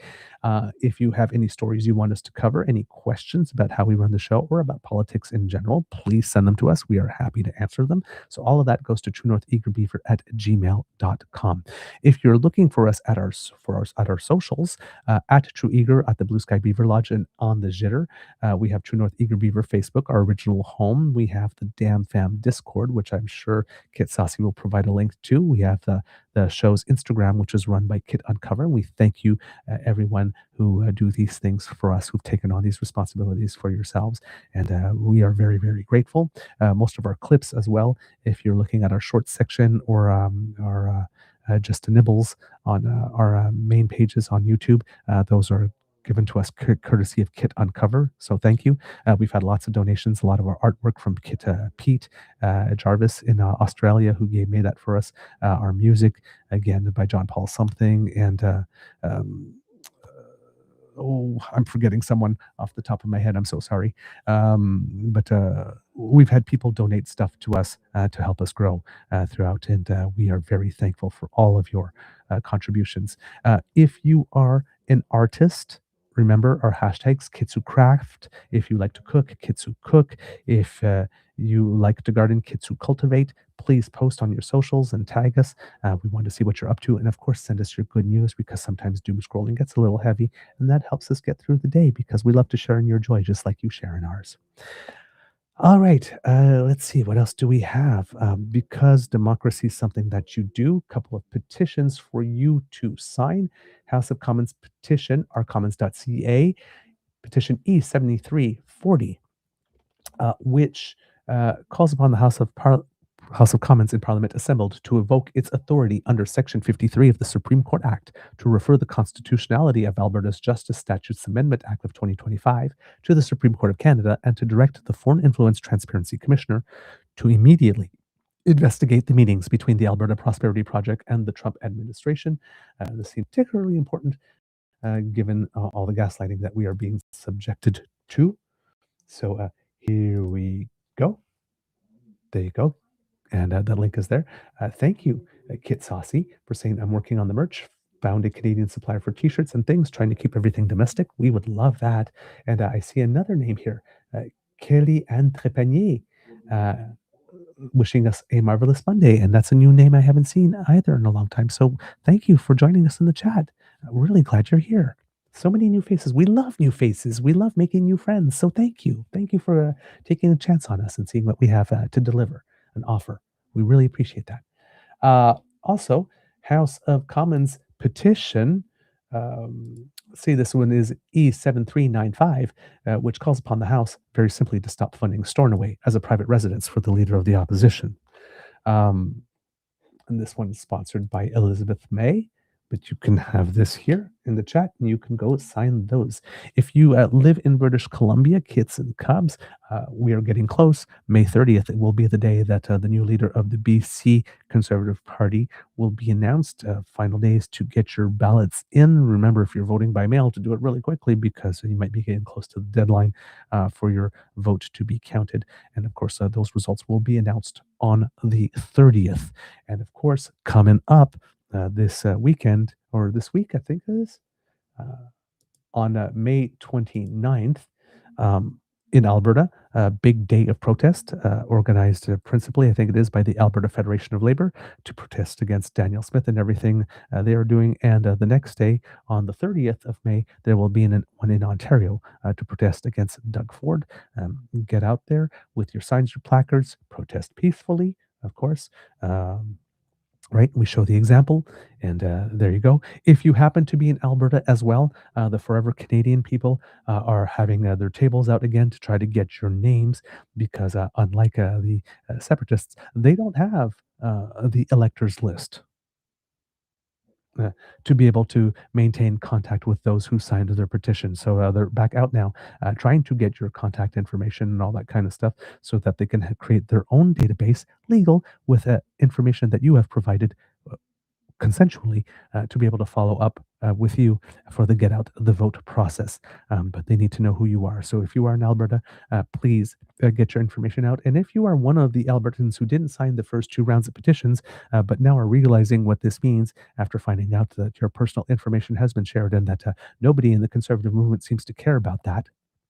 Again, you have Pierre Poilievre saying that he's going to stand for Canada when he couldn't even stand for his own constituents when he found out that their personal information has been leaked and that they are still at risk of identity theft, a whole bunch of other stuff. Didn't give them any information on how to protect their identity or what things that they should do to respond. That was the provincial NDP who did that. And nobody seems to have expressed any concern for the safety and well-being of anybody who might be at risk from having their personal information out there, and anybody who happens to live with them who are not old enough to be on the electors list. All of these people are in danger, and nobody seems to be worried about that if they happen to be in a position of leadership and a conservative. So maybe in light of all that information, seeing how Danielle Smith, how far she's willing to go to be duplicitous and make a convoluted question, maybe now you would be more interested, even though you didn't sign the first time, in the Forever Canadian group having your information, especially since you know that they are doing it legally and ethically, so that they can reach you for a get out the vote effort. So the fact that you didn't sign the petition doesn't mean you can't show up now to give your information so that you can be kept in the loop. All right. So please go and help that initiative. Support the people who are doing the right thing the right way, legally and ethically. Like it's very clear who you should be supporting here. Just based on behavior alone. Forget ideology, just behavior. The respect that they are showing the electorate. So please support those who are actually supporting you. All right. So that's my democracy, something that you do. Words of wisdom, as I mentioned again, just what I stated before, the bullshit. If they thought they were flooding the zone before, grab your hip waders because oh boy. So again, anything that you see that makes you react first, stop reacting, think. Why is this message being delivered now? Why is it formulated in this way? Why is it being addressed to these people? Where is it coming from? What's the motive for it, and who benefits? Those questions, they will help you figure a lot out. And getting to know your civics, because Danielle Smith and really likes to play with words and mix things. So you need to know your civics on the tip of your fingers if you want to know when it is that she is BSing you. So that's the homework. All right, kits and cubs, Could be a tough world out there, so please be kind to and gentle with yourself. And wow, this is probably one of our longest morning shows ever now. But at like I said, people are trying to screw with us and work us. And what they can say in 30 seconds that is a lie takes sometimes 5, 6, 7 minutes to debunk, to show that it's a lie, why it's a lie, how it's a lie, and why it is that people will say it. They get to win the quick quip debate every single time. Right? Our job is much harder. So we need to work at it. We need to work at it harder, longer. We need to be more determined than they are. That's the only way. We need to be more determined than they are. All right, kids and cubs. Like I said, it could be a tough world out there, so please be kind to and gentle with yourself. And now at the count of 3, may I have a little audience participation in the form of all of you at once together in a lovely patriotism, saying, Mr. Beaver, please cue the cock on 1, 2, and 3. Oh, yes. I love it. I love it when you, and the new voices, I heard you. And since, as your humble servant, I cannot deny you, especially when you ask so kindly, here's a little cock-a-doodle-doo just for you. You are listening to a True North Eager Beaver Media Incorporated podcast. The True North Eager Beaver podcasts are proudly brought to you by our founding sponsors, the McFib Mysteries from Corvid Moon Publishing, your source for science fiction, fantasy, and cozy mysteries featuring a broad diversity of characters, CanadianTarot.com, your uniquely Canadian online eclectic tarot community, and the Peppermaster, hot pepper sauces made from farm-fresh ingredients to thrill your taste buds and expand your mind. We are grateful to the Crier Media Network for its support, Pete Jarvis for our artwork, and Paul Joseph Something for our opening and closing sequence music.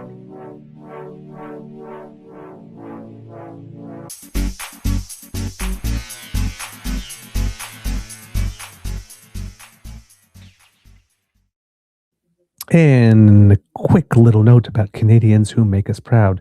8 p.m. tonight Eastern Time, Montréal Canadien versus the Carolina Hurricanes at the Bell Center. The series tied 1-1 after a thrilling second match that ended in overtime. By the way, if you hadn't heard it yet, the person who sang the national anthem, I think is in Game 1 for South Carolina, a young man named Mason Greer, actually learned how to do the bilingual "O Canada" and did the bilingual part, of course, nearly flawlessly, very little to critique on his pronunciation. And it seems that Canadians noticed that and heaped a lot of praise on him. And his reward for that is being informed by the Carolina Hurricanes management that he will not be invited to be singing the national anthems for the rest of this series. It would be really, really cool if the people at the Montréal Canadien flew Mr. Greer up here to Montreal.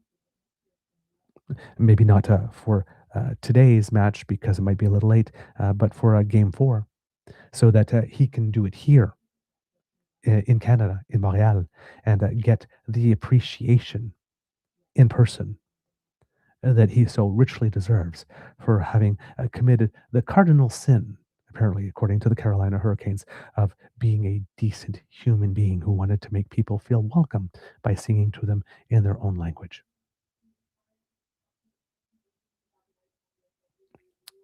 Mr. Greer, as far as I'm concerned, you are an honorary Canadian and an honorary Canadien. So there you go. I hope that the Montréal Canadien ownership see the incredible marketing potential of this opportunity. So go Habs, go. Number one at the IHF World Hockey Championships. Team Canada, one match left to play in the round robin against Czech Republic, but clearly atop of the standings. In Group A, it's closer. Switzerland and Finland are tied actually at the top, and their last matches against each other to determine who will have that lead. And then in tennis, congratulations to our doubles ace, Gabriela Dabrowski, who with her partner Luisa Stefani, Brazil, won her second title of the year in doubles at the Strasbourg event, just as we're heading into the French Open. And to Victoria Mboko, who made the final, lost, unfortunately, but the first time she loses a final, actually, but made it there as in her warm-up, so she looks like she's ready. And Leila Ana Fernandez, of course, whose match is now scheduled to start at 12:45 today, who made it to the quarterfinal in that tournament, losing to Mboko herself, actually. So it was an all-Canadian semifinal there. So lots of things to cheer for. Kits and Cubs. Tomorrow, I believe it is Felix Auger-Aliassime and then Denis Shapovalov, who are on court for Canada as well. So lots of Canadian content coming our way.